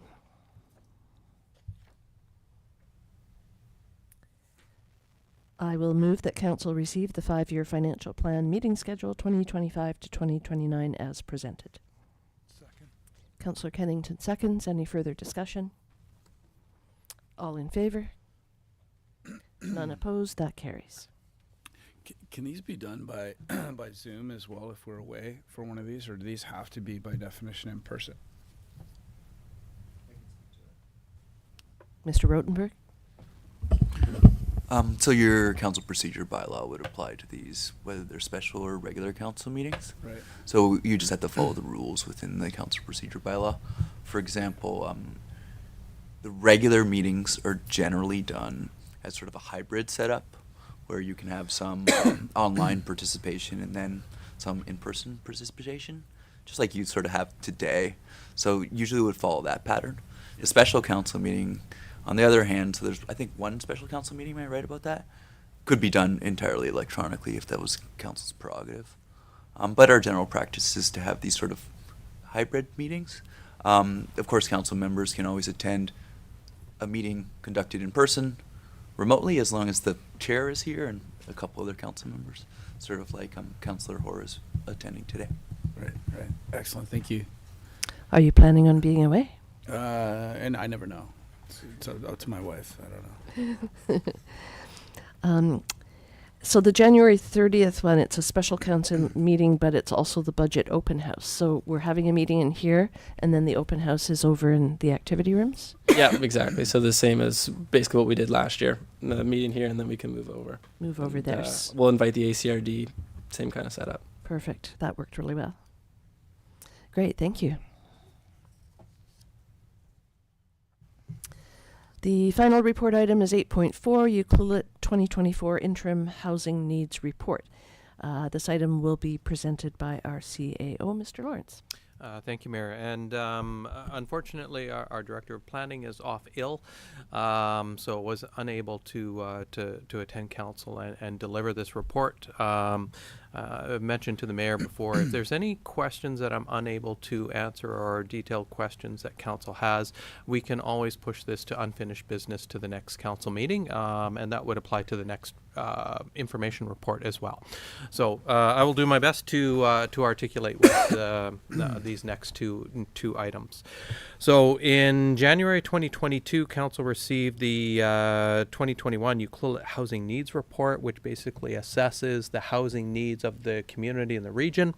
In 2024, the province said every community has to update those plans based on their formula of potential growth in the community, and then adopt that as part of their updated their updates to your housing needs report.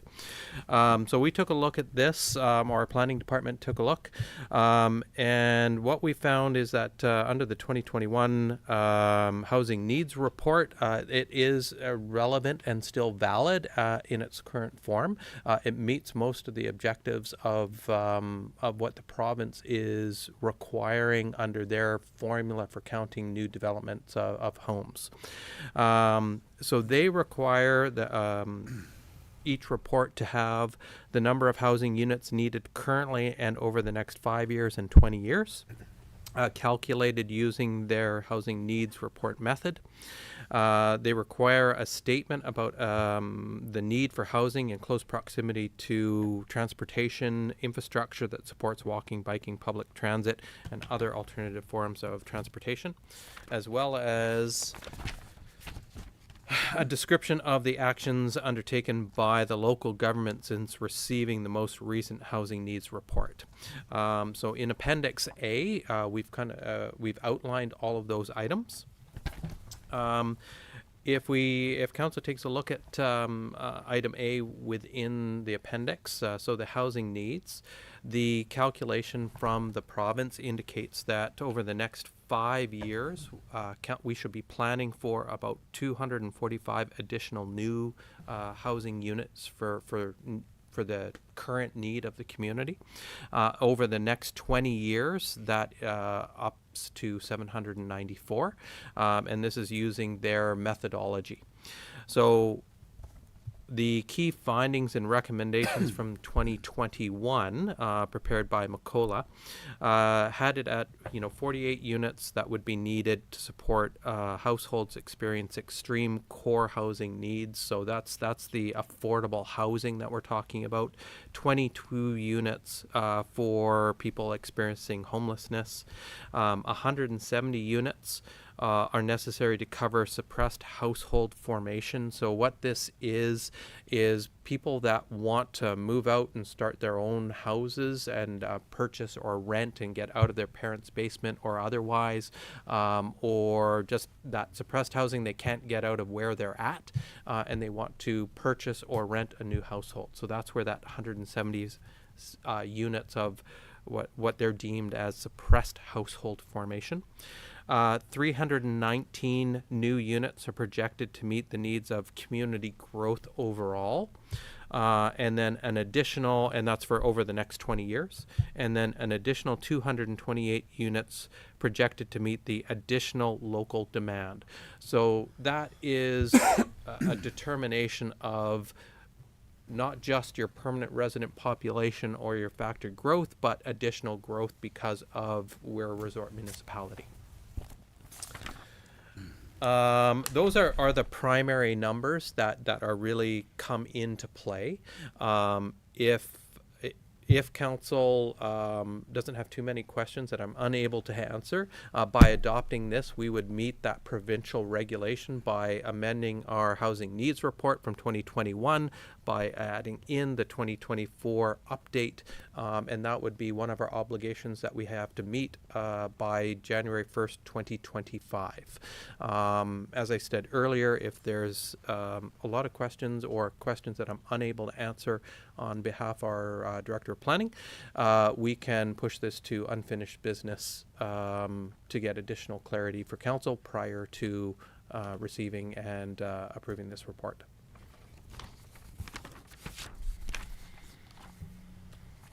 Did you want to go on to B and C, or do you want us just to comment on A? Pardon me. So yes, the item B in that is a general statement. We don't have a transportation hub. All of Ucluelet is, generally walkable. We have biking infrastructure. We're in close proximity pretty much anywhere within our community. So that is a general statement about housing developments within our community that support active transportation. And then item C is the Ucluelet housing actions between 2022 to 2024.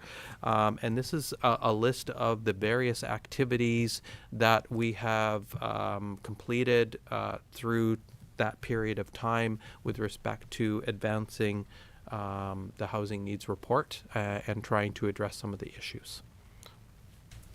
That's a pretty impressive list, I have to say.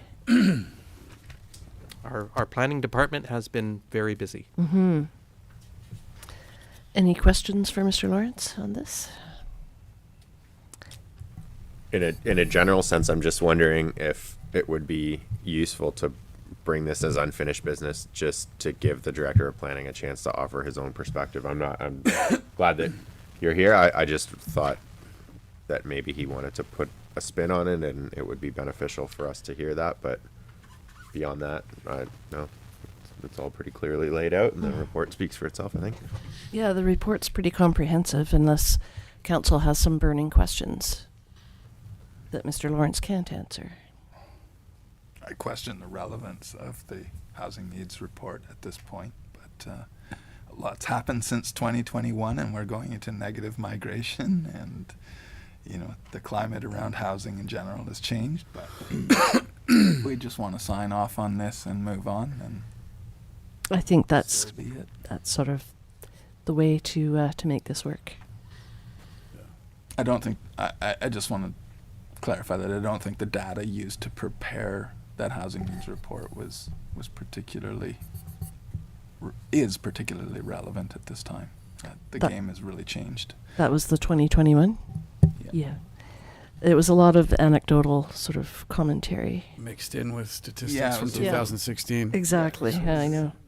So Yeah. the relevance is in question. But if that's all we're required to do to meet our provincial obligations, then so be it. But we do need to sort of move forward with it with a new Update. plan. and an Yeah. update. How do you feel about the calculator that that says we need 245 new units in the next 5 years? Well, I mean, that sounds about right. The thing that I find confusing about the calculator is it says we only need 1 apartment over the next and 5 over the next 20, because like all of this data is mostly provincial, right? Like, and it's probably not super relevant to our community because we definitely need more than 1 apartment, right? But it's based on a vacancy rate, and that's what they deem, or 1.1.5 apartments, so 1 bedroom plus den.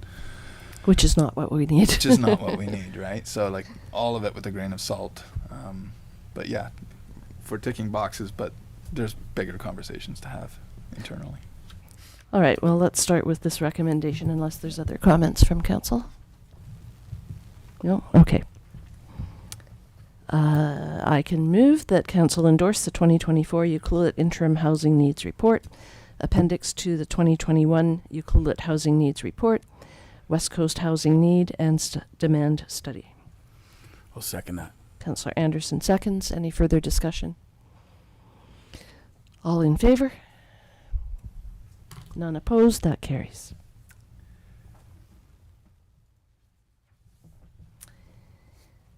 All right, moving on. There are 3 information items. The first is a report from staff titled 9.1 Ucluelet Housing Actions Update.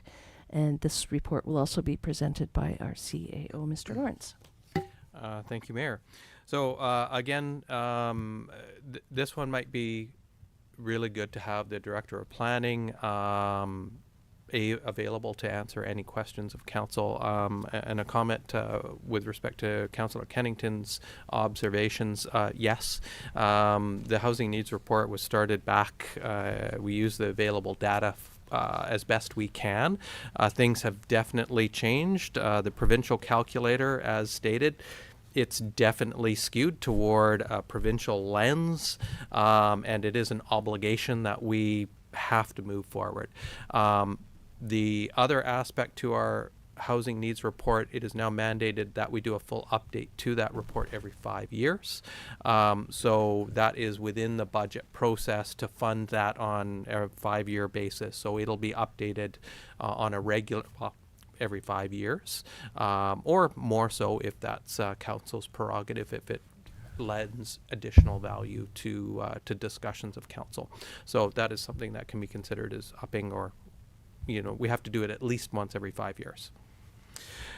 With respect to this report, so this report provides an update on municipal housing initiatives. It's to provide a little bit of context for current and ongoing municipal initiatives for current applications for development approvals. We just talked about the new HNR, so Housing Needs Report projects, so I won't spend any time talking about that again, unless council has some questions. There is so beyond the meeting and the legislative requirements, there is an agreed upon note that we need to increase the number of housing units. So 245 units constructed in Ucluelet before 2030 is, we feel, pretty accurate, give or take. The type of housing constructed is absolutely a key point that we need to look into. Housing construction, should be noted, it doesn't follow that linear pattern and can be influenced by many factors. The municipality has the ability to control some of those: zoning, development approvals, availability of infrastructure. A lot of that is being presented to council, and the November 12th meeting will be a very busy one with some of those matters coming before council. other factors are outside of the municipality's control and influence. Those are the economy, interest rates, costs of construction materials, availability of contractors, and that. And some of that we have seen has impacted development in the community, especially post-COVID. Has seen some significant impact, especially with interest rates having a profound effect on development. The municipal role is largely one of setting the stage for development. So that's making sure that we have everything in place to ease the flow and make sure that approvals are timely and expedited so we can get housing built. So right now we have 240 units would be filling existing gaps. 319 units are projected to meet the needs of the community growing over the next 20 years. So that's that 559 sort of units anticipated growth that we need to contemplate. There's also an additional 228 units projected to meet additional local demand based on the provincial guidelines that we have to factor into decision making. Housing developments already on the go. So what we did, and I asked our planning department to do, is to provide kind of an overview in schedule Appendix A of what we have on the go.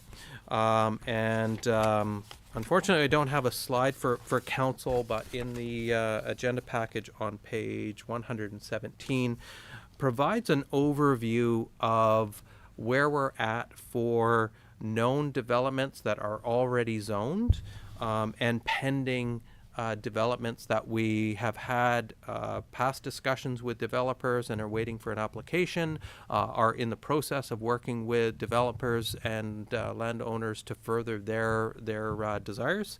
So right now, what we wanted to do is try to provide an overview of the various types of housing within those applications, where they fall within the affordable rental, attainable rental, purpose-built market rental, or accessory rental units, attainable sales, or the market-based supply, condos, townhouses, small homes on small lots, single-family lots of normal size, or what we would deem as a standard single-family house, condos, existing single-family. So there's quite a bit of numbers in there. We did duplicate Minato Bay, so 221 Minato. So we have it currently zoned for what's in the first part of that chart. So it's 212 units. But we've also captured the anticipated application that's kind of working through the process right now for Minato Bay, which increases that number by 38 additional units. And you'll also see the change in dynamic of the housing types that are being contemplated under the new development. So what we're trying to present there is just an overview of all of those different types of developments that are on the horizon, that are working through the system, or already have zoning to allow for those developments. What you will see is that over the 5 years, we have about 23, if we're just taking a look at zoned only, 23 units of the affordable rental, 162 of that other attainable rental sales availability, 60 market sales, so that's sort of 245 over the next 5 years. That changes a little bit with the change in development. So Minato Bad, for example, will adjust how that all plays out, because the current proposal that we're aware of adds another 32 affordable rental units, but you'd have to subtract the other 10 that were previously accounted for, so an additional 22. It has 75 units of purpose-built market rental. Again, reduce it, you'd have to subtract that 48. I won't go through all the math, but the end conversation that we wanted to have, or point, is with what we have zoned and what we have on the horizon, Ucluelet is doing fairly well and is on track if all these developments are built. Council isn't in a position where you have to say yes to absolutely everything, but by approving everything that's coming forward, you're not overdoing it either. So it's that balance, right? So we have a lot of, two significant developments coming forward. We have a couple that are sort of languishing there that we don't know what's happening, and that we can't speak to. But there's that balance. We have a lot of developments on Peninsula Road that we've had overtures about, another rental building on Bay Street that is in discussions. So there's a lot of diversity on the horizon. A lot of that sits with the owners of the properties as to advance those based on where they're at in the development process, financing, and a myriad of other questions that need to be dealt with. The only one that we do have a little bit control over is the water tower lot. We brought that forward for earlier discussion through the BC Builds program. That would be the one development that council would have more direct control over if we were successful in an application to that program. Again, but that's a big if. There's a lot of questions that we need answered. It still need to be approved through the grant program, but that would be one project that council could have a firmer hand on moving forward if it moves forward. In addition to this report, what we've brought forward is a summary of the HAF program, proposals and action items and action lists that we were working through. Now, as council is now able to discuss openly, we were talking about it on the side and hinting towards it for a better part of a year. We received $2.1 million from the Housing Accelerator Fund program to advance housing initiatives to ease and speed up the application process. I won't go through the ones that we've achieved, but on page 114 of the report indicates a summary of what we've completed so far. We still have a few items or a number of items that we need to finish off.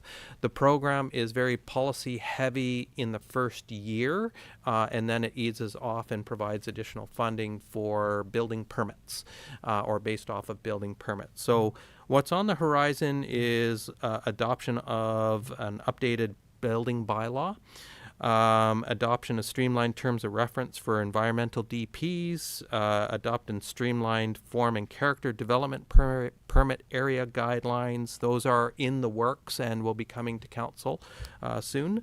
The apply a rental owning zone to existing future rental housing developments, pre-zone appropriate lands for multifamily housing, adopt a bylaw amendments to further prioritize housing over short-term vacation rental uses, require an occupied accessory dwelling prior to permitted short-term rentals.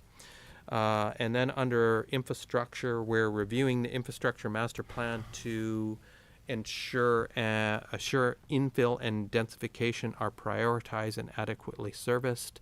You'll see something that on the 12th. We got some infrastructure updates for you.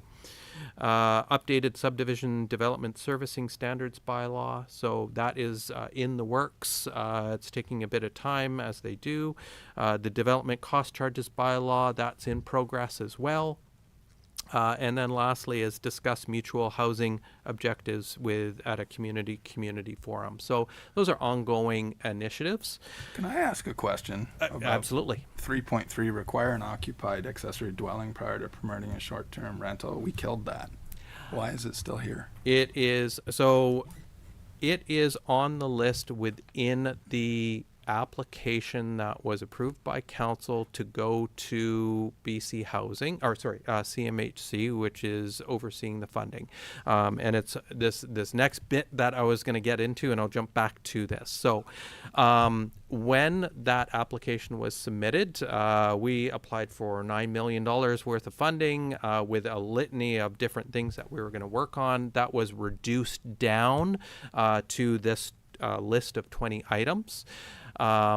We've been in discussions with CMHC, and they have indicated to us, and in a couple of different manners. One, they've just sent out a notice to all successful applicants for the half funding program, saying that just as a reminder, this is what you've committed to. Make sure you do this. If you don't, then we might be curtailing some of your funding.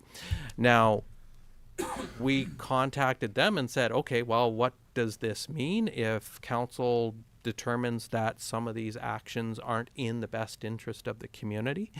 They confirmed, and we reviewed the agreement, that nothing within that agreement is meant to or fetters council's ability to not do some of these actions.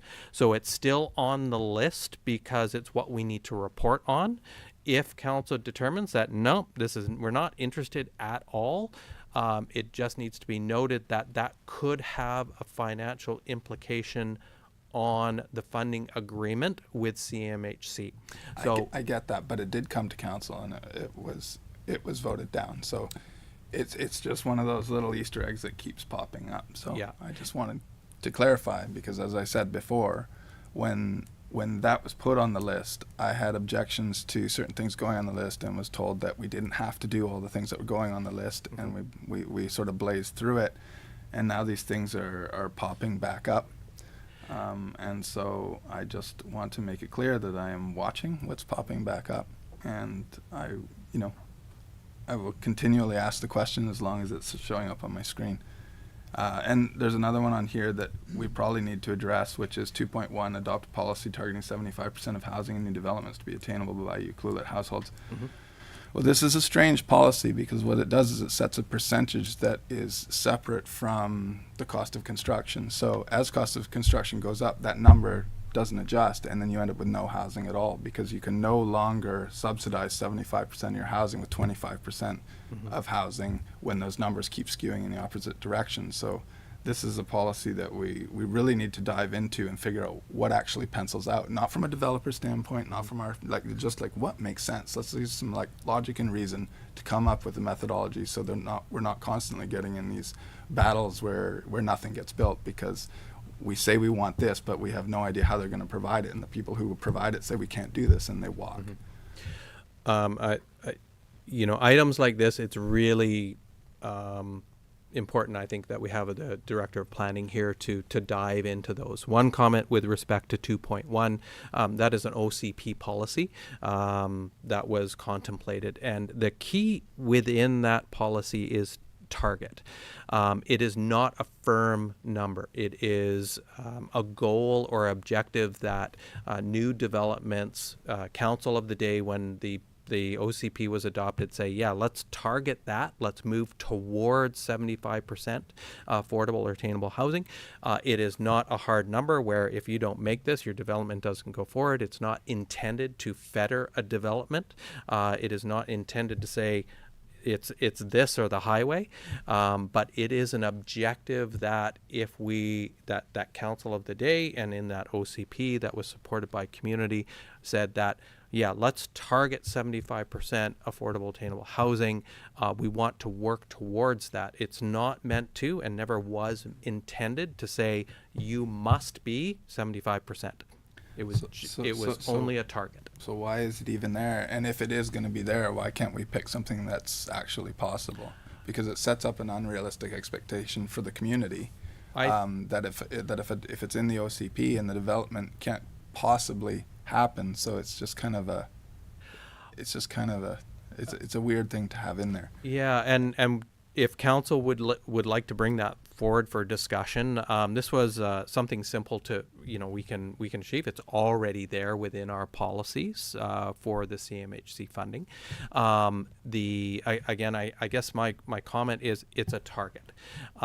It is not intended to restrict development by it. We have some developments that aren't looking at any affordable or attainable housing that are approved by council. So I'm just thinking about sorry, I don't remember the address number. We fondly say it as the umbrella store down on Peninsula. It's next door to the clinic, and that one I believe doesn't have any affordable housing, and it's approved by council. Move forward. So again, it's a target. It's not a function of you must or thou shalt not get an approval. Okay, so I still think we need, like the OCP is getting a little long in the tooth, and there are some policies in there that really need to be reviewed. And in light of the costs going up, we talk about it all the time, how infrastructure costs have gone up and staff costs have gone up, and this has gone up and that's gone up, but we haven't adjusted our OCP to reflect that reality on the development community, the business community, and residents. That are trying to operate under this sort of old policy that doesn't give them any elbow room. And I think just as a target in our OCP, it could dissuade some developers. Well, absolutely. Why don't we target 100% or 200%? Or, if it's going to be an unrealistic number, let's ask for whatever. But I think it would be more useful to have a number that actually works, where a developer could look at the OCP and go, I think I might be able to do that, as opposed to forget it, we're never going to go there. And that's what we're hearing from people outside. So I just want to be clear that what I'm trying to get across is that a more realistic number is going to net the housing that we need. And it's not necessarily a percentage. It's like you look at the housing needs and it's like, what kind of housing do we need? How do we get that housing? That should be the question of how do we get, let's say it says we need 50 of this type of unit. How do we get that unit? Not, you can, if you want that, you have to build X number of one bedrooms or whatever it is, like something realistic for people to latch onto so that we can move quickly through this process and not get hung up on these outdated policies. Anyway, that's my soapbox. I've been waiting all week to say that, so I'm done. I agree with that. Well I said. definitely agree with it. So just to conclude that aspect is all of these policies, we are obligated to report on them. So I understand, Councillor Kennington, your position on that. It's clear. You will continue to see this because this is what the agreement has been signed off on. Again, CMHC is very clear, and the agreement is very clear. The agreement as it's presented and the action plan as we presented it is not intended and will not fetter council's ability to make decisions in the best interest of the community as council sees fit. So if any of the policies don't mirror the objectives of council, that's fine. We don't need to do them, and we can move on. We can change what we want to do. It may, not guaranteed, but we have been indicated that it could have a financial implication with respect to the grant that we've received. And council just needs to be aware of that and make the decisions accordingly and provide direction to staff with full knowledge of the implications. Okay, well, that's what I'm waiting for, is the opportunity to have that discussion, because it's just a little frustrating when the things keep popping up and there doesn't seem to be an avenue to express feelings based on it, and we just keep moving on, and we have hundreds of things to debate, and it's like when you're hanging on that and you need the opportunity to speak, but you're not offered the opportunity to speak, you have to take every opportunity you can when you see it in a report like this to make your feelings known, and that's just what I'm doing. This is the appropriate time. Desire of this councillor. We'll let the other one speak from this. The last piece of that was that we've also been advised from the CMHC that if we add on or do additional items that help expedite or advance housing initiatives in the community, if we exceed our building permit numbers and development, we might actually get more funding from the HAF program. So there's a balance there. If this isn't where we want to go, and there's somewhere else that we do, that could be offset those two items. It's not again, it's not there to fetter council's ability, but staff do need to report on it and do need to bring it back to council, and make sure that you're fully aware of implications. Thank you. Can I ask you a quick question about that? Sure, Councillor Anderson. Yeah, it's always a tough one because you see like the CMHC sort of paints with a broad brush there, so they're taking into account the nation, and then we're resort municipalities, so we're a little different than other people. So telling us what to do with STRs is, I was the same. I kind of feel like it's sort of being shoved on us, and then they're saying, well, you might get more money if but we'll have to look at what you put in your. So you never really know, but right now we're at 2.1 with the funding. We've got secured 2.1 million. Is that right? That's correct. So I just wanted to get, if I get like a quick update on what the earmarking is for that. Is it like 500,000 per year on the rollout on that? Approximately, yes. Yeah. Do we have things earmarked for that so far? So part of those funds, if we go back to the 5-year financial plan and last year's budget, we funded the DCC update, the works and services agreement. I believe we allocated some to infrastructure.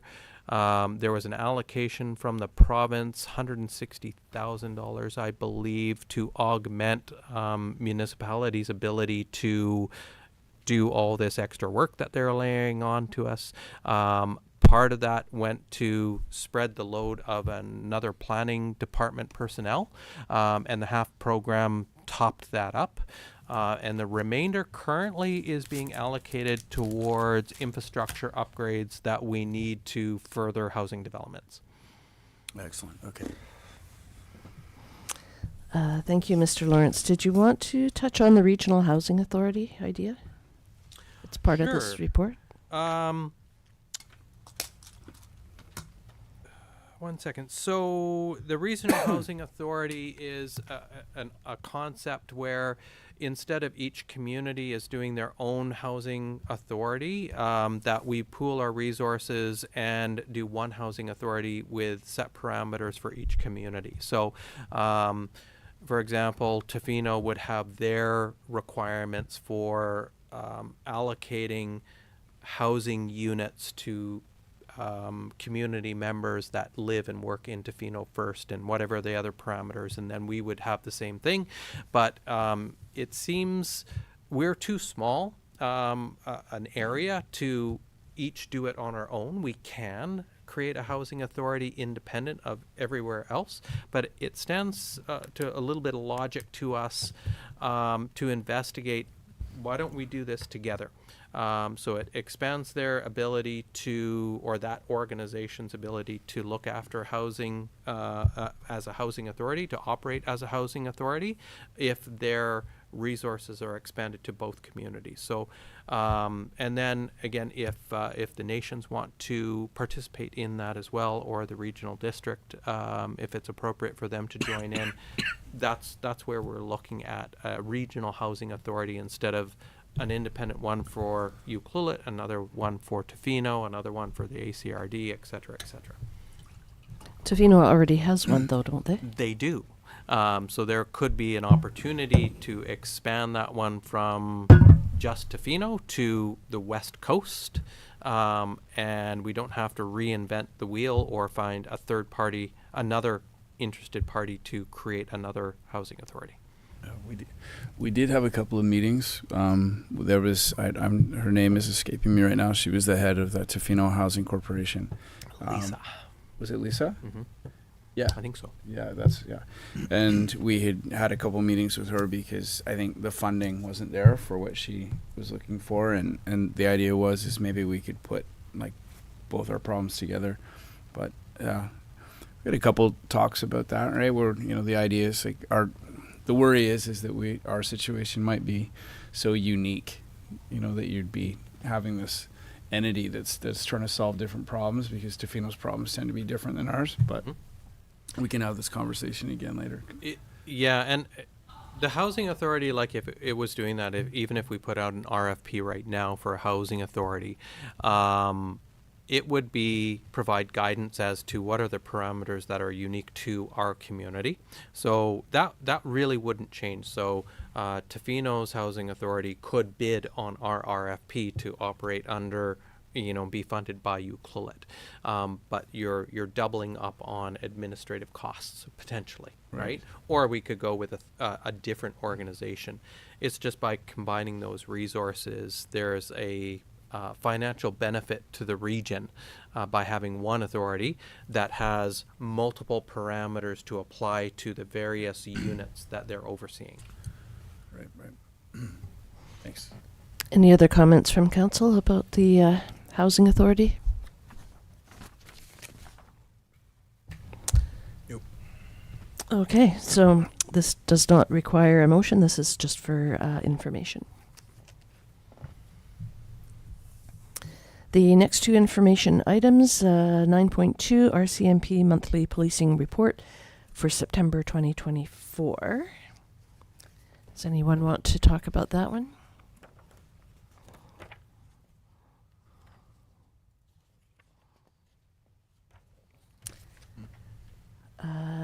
9.3 follow up to the meeting with the Ministry of Housing representatives at the UBCM convention. They're just basically saying there's an election happening. They can't do anything for us. That's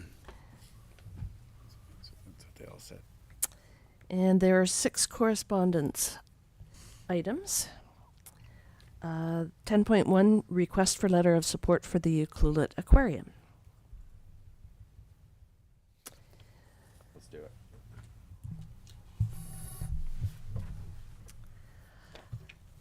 Yeah, that's All an right. easy one. That's an easy one? Yep. Okay. I'll move that council authorize a letter of support for the UCLUET Aquarium's application to Rural Economic and Diversification Grant for funding to complete essential upgrades to the aquarium. I'll second that. Councillor Kennington seconds. Any further discussion? All in favor? None opposed? That carries. You can go home now, Laura. 3-hour wait, Laura.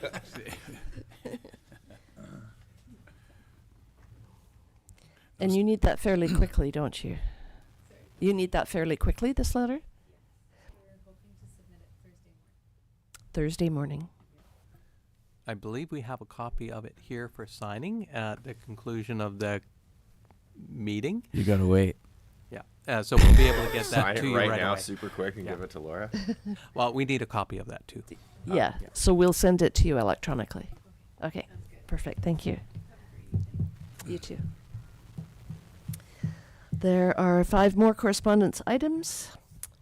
10.2, question and answer to the September 24th regular council meeting for 221 Monado Road.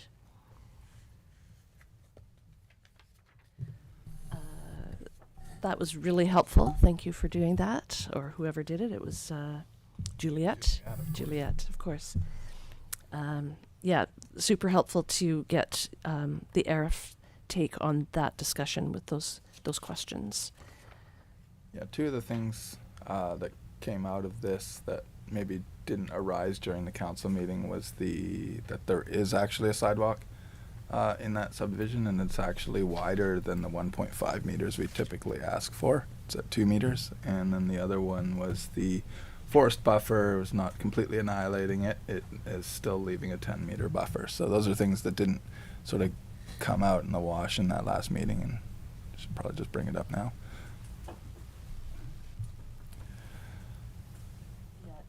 We don't need to discuss it. I just wanted to bring it to the forefront. Was that information that, speaking to the proponent, because they're here, is that information that you can put up on the website for your project? It seems like it's on the record now. It's obviously stuff that the public cares about, and then they can read it directly. I thought it was interesting that you used Watt Consulting for the road and traffic flow, because that's who the ACRD used to figure out the whole West Coast Transit system that we have in place now. So they do a good job at what they do. Use the best. Like Jurassic Park, we spared no expense. Don't say that.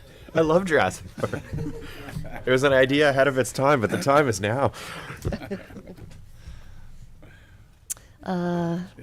We also have some correspondence related to sea lions at 52 Steps, near and dear to my heart because I hear them every morning. Oh yeah, right there. So right now, there is sort of a taped railing, which some of the sea lions have figured out that it's actually malleable and they can get through it, and they have gotten through it. So we've got about 50 of them on the dock right now, which is better than the 150 that we had a few weeks back. But Mr. Lawrence, can you give us a little update on DFO and? Absolutely. So we tried to get creative to try to dissuade our friendly sea lions from sinking our dock. The caution tape that was put around there was quite successful for a little bit, but apparently they learned that the tape is not really an obstruction. And I think yesterday it was 30, now it's 50. Apparently they're telling each other's friends that it's okay. We are working with Department of Fisheries and Oceans to get authority to put up a permanent railing that would dissuade the sea lions on a more permanent basis, but they do need we need to seek approval from them to do it. So at this point in time, our harbor master is working towards building a temporary wooden structure, and then if it's approved, then the temporary wooden structure would then become permanent, which means that we just don't have to put it up and take it down every year, because this is seems to be a recurring problem that is relatively new to the community, that wasn't there in previous decades. Have you considered line painting?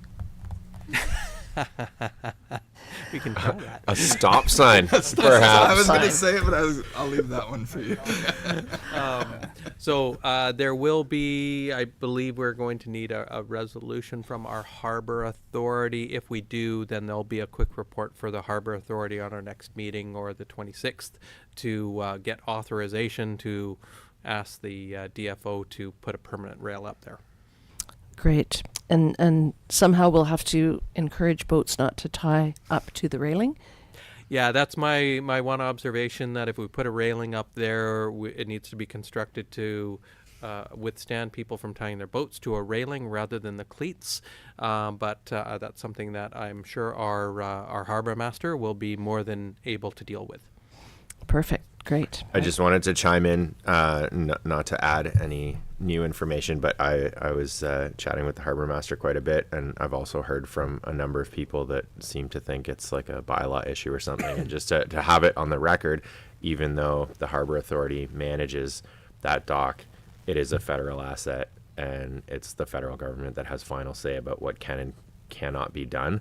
And I've probably heard 15 creative solutions, 10 of which are just cruel and obviously illegal, and the rest of which are completely beyond the district's purview to implement. And so for anyone who's keenly following this, like the folks that wrote in, at this point, my understanding is that there's absolutely nothing the district can do that isn't at the direction of DFO, which is aware of the problem and is not necessarily as concerned as some of the folks writing in are. But I think DFO has given Kevin the authority to construct a railing.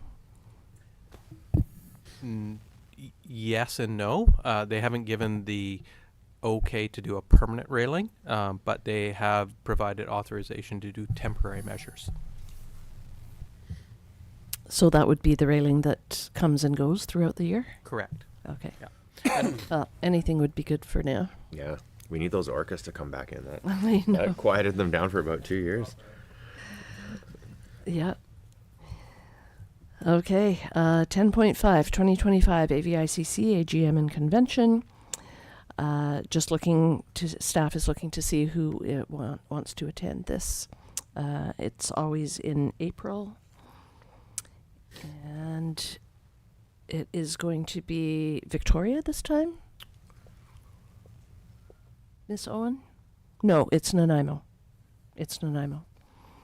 April 11th to the 13th at the Vancouver Island Conference Center in Nanaimo. So just looking to see who is looking to go. Normally all 5 of us go. Councillor Hoare, are you up for that? Yes, I am. Perfect. Councillor Anderson? You're in. Councillor Mafty? I just put it in my calendar. Oh, good. Okay. Councillor Kennington? Oh boy. Yeah, you know, I think I'm gonna skip this one. You're going to skip that one? Yeah. All right. So the motion would be that council authorize Mayor McEwen, councillors Hoare, Anderson, and Mafty to represent the District of Ucluelet at the 2025 AVICC Annual General Meeting and Convention, and that council direct staff to complete all related accommodation and convention bookings. Do I have a seconder? A second. Councillor Mafty seconds. Any further discussion? All in favor? None opposed? That carries. And I'm sure you can always change your mind, Councillor Kennington. I do it all the time. And 10.6 is the appointing the trustee and alternate trustee for the Vancouver Island Regional Library Board. But I believe this is coming back to us on our next council package. Is that correct? I think that was the request on the letter. I think they want council to make that resolution in the first meeting in November. Okay, let's do that then. So we'll just make sure it's on the next agenda as well. Okay, perfect. Are there any notices of motion? Seeing none, we'll move into council committee reports.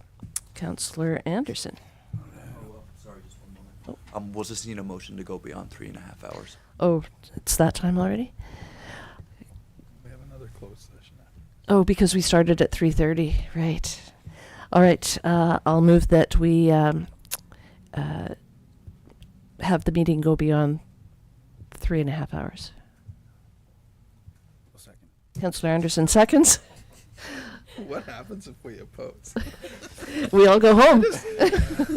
Well, that's tempting. All in favor? None opposed. That carries. All right, Councillor Anderson. Since breakfast. That's good. I'm never ready for this. I had a ACHN meeting of the Alberta Clackwood Health Network, which was good. There was a presentation from Macola, and it was interesting because they used Area C, Millstream, as their case for housing needs and what has to happen. And it's interesting because they had a really interesting presentation on increasing the number of units in Millstream.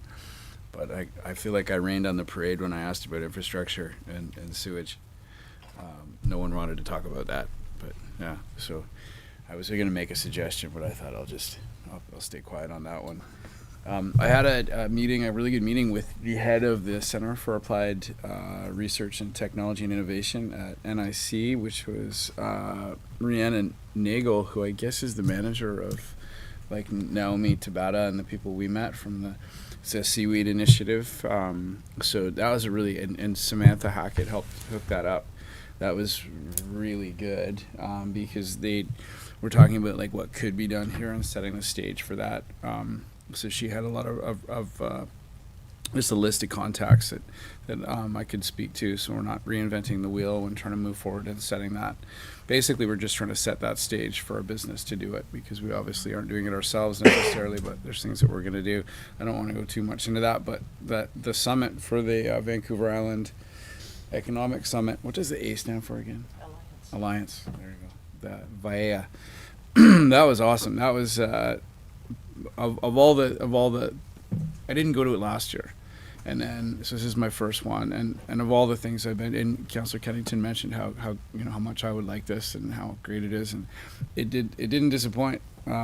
It was great. I found that when I've got to kind of give a nod to our Economic Development Chamber of Commerce, Josh Jenkins and Samantha from Tofino's Chamber of Commerce. They're in their own element at this thing, and they're running around trying to make things happen. And we've been having these meetings about economic development and diversity in town. And when you have these ideas, some of them, they're kind of out there, and you're saying, okay, what could we do to help get some more revenue streams in our town? What could we do to maybe be a little different than just tourism? And you get these sort of pie in the sky ideas when we talk about these things. And this is the first place where they'd have a group in these meetings, these presentations, and we would, or I would get up and I would say, well, what about us? And all of a sudden we had everyone in the panel in the room trying to solve this for us. And they were like, okay, you're in this situation, and it was, you start to actually see a path forward. And then we got to meet, there was people that worked for the ministry. We met Cheryl, what's Cheryl's last name again? McClay. And you realize that there is funding going forward for things like this, and you can start to see how this really benefits our district moving forward. And by the end of this thing, like we were pretty stoked driving home, thinking, this is a really neat step forward. I'm not gonna say everything about it because I think you might want to talk about this too. So You take it away, and I can just say what he said. but it was great. I really enjoyed it. Good, awesome. That's it for you. Councillor Hoare, probably no meetings for you. Actually, that is not true. Oh. I had a Vancouver Island Regional Library Board meeting just this past Saturday.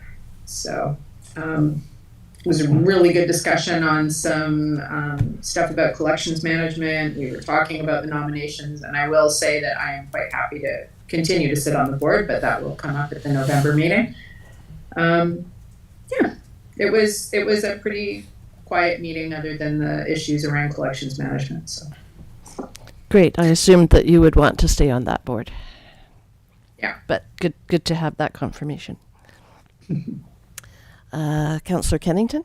Oh yeah, hey, what he said.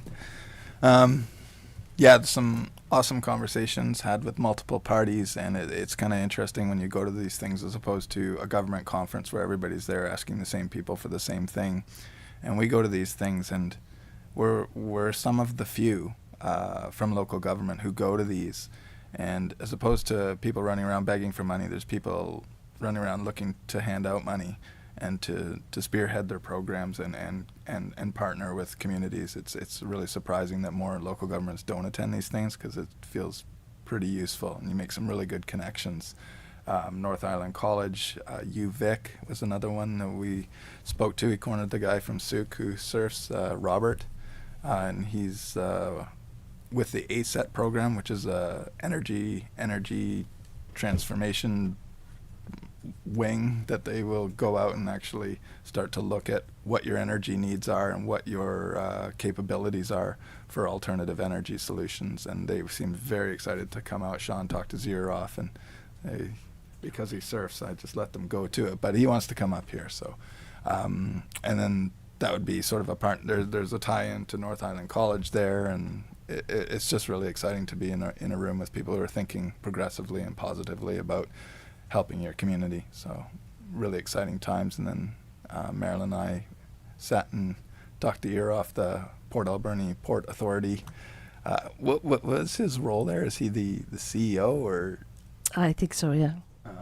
But that was really interesting conversation, and what they've done with their waterfront to transition to more of a sales-based and like multi-unit leasing of their existing port facilities. So there's lots of interesting ideas and people doing really cool stuff out there to revitalize their waterfronts. So it's inspirational, and he was willing to give us a tour and show us what they did, and maybe give us some ideas of what we should be looking at when we're looking at rezoning our waterfront from R1 to back to industrial.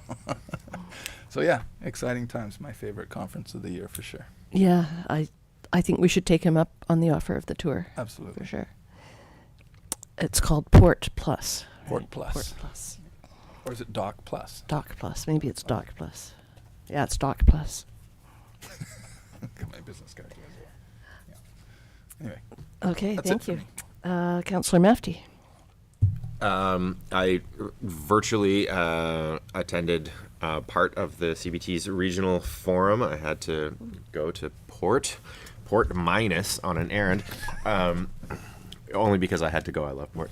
And I subsequently met with Colin and Janessa from the CBT, who approached me to basically open up a discussion about how they might engage different stakeholders in the community, including the district, who they told me that they also approached, basically trying to connect existing initiatives with funding, specifically looking at like climate readiness and nature-based solutions and stuff like that. And so there might be a few interesting things. And one of the ones that jumped out at me during our discussion was to see if there would be funding to support looking into different ways that we could revitalize the harbor, which has come up time and again in our discussions. And I said, well, that's something that I think might be worth looking into. And it's early days for them, but that was interesting.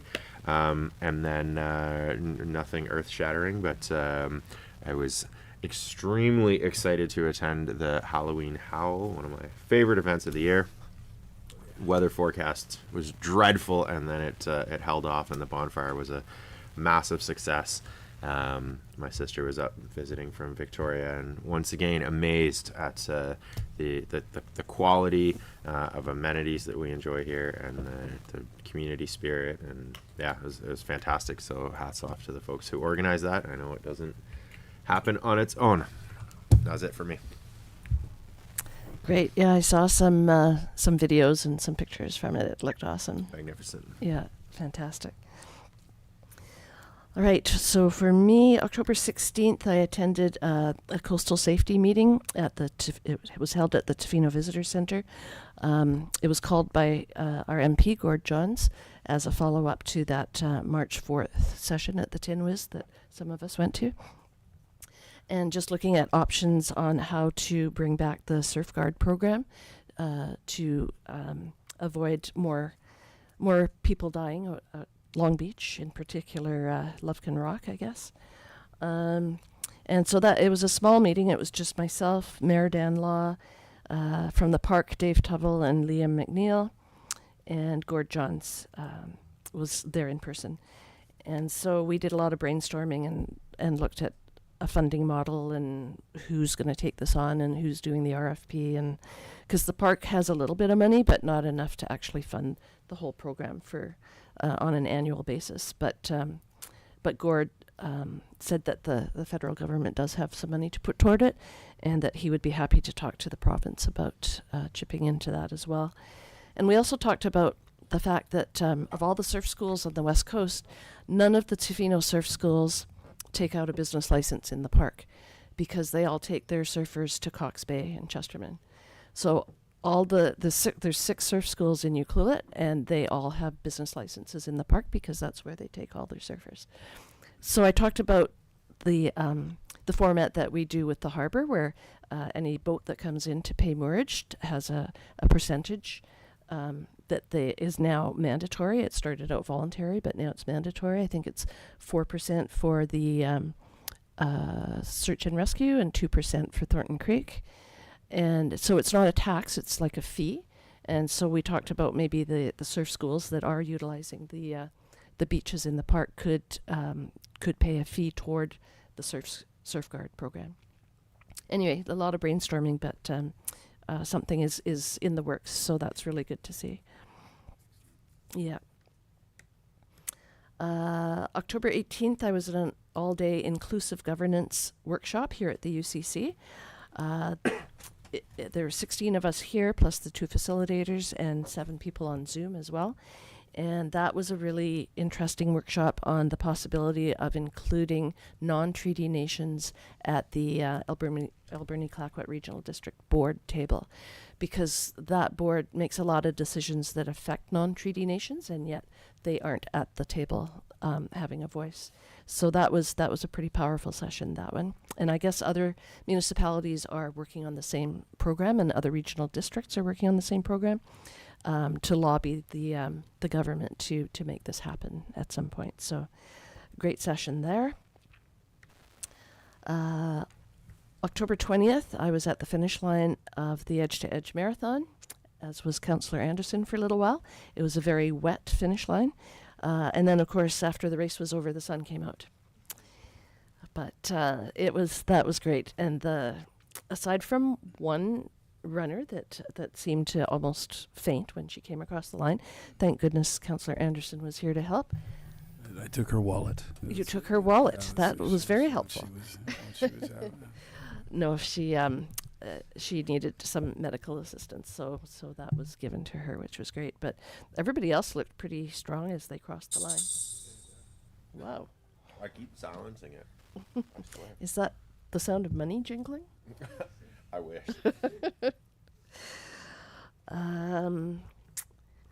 October 23rd and 24th, I was also at the VAIA Summit, and it is my favorite conference. It always has been. I've probably been to 10 of them, because it's not just elected officials that go, because it's about the economy of Vancouver Island. It involves nonprofits and organizations and businesses and other levels of government, and it's just you really come away from that feeling like something could happen, as opposed to UBCM, where you spend 5 minutes talking to a minister and nothing ever happens. Anyway, You get a group photo. you do get a group photo most of the time. Yeah, that's right.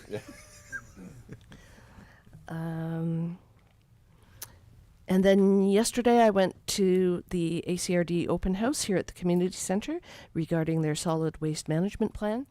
And if you didn't get a chance to go, you can participate online. If you go to letsconnectacrd.ca/SWMP, which is Solid Waste Management Plan, you can fill out a survey. They have various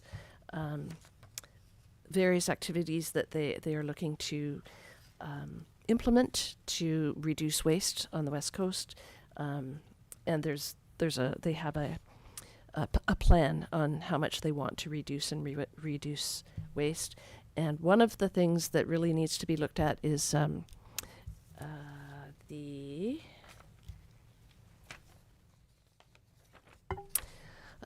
reduce, reuse, and divert construction and demolition material.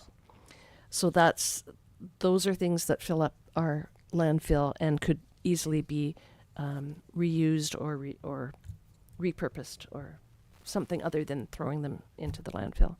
Anyway, that's one of sort of 8 different projects they have in mind to help reduce waste.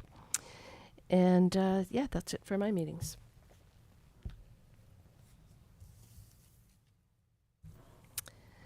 We are now moving on to the question period. This is an opportunity for the public to ask questions and comment on matters within Council's jurisdiction.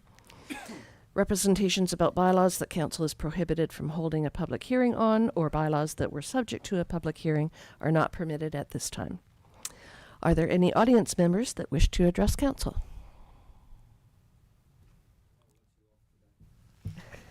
There's only 2 of you, so you're all good? Okay. And are there any members of the public attending by Zoom or telephone that wish to address Council? If anyone on Zoom wishes to address Council, please raise your hand, or *9 if you are on telephone.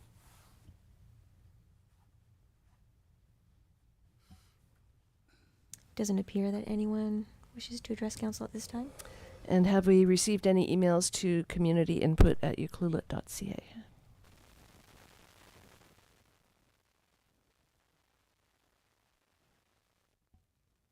None to be addressed at this time. All right, thank you. I will move that the October 29th, 2024 special council meeting be closed to the public pursuant to the following section of the community charter. 90(1)(e), the acquisition, disposition, or expropriation of land or improvements if the council considers that disclosure could reasonably be expected to harm the interests of the municipality. Can I have a seconder? I'll second that. Councillor Anderson seconds. All in favor? None opposed. That carries. The meeting is now closed to the public at 7:08. You're lucky. You're getting. I feel like we should give you a gift or something for sticking it out so long. It's like a free shirt or something. It's, You could have watched a good movie instead. Like, why?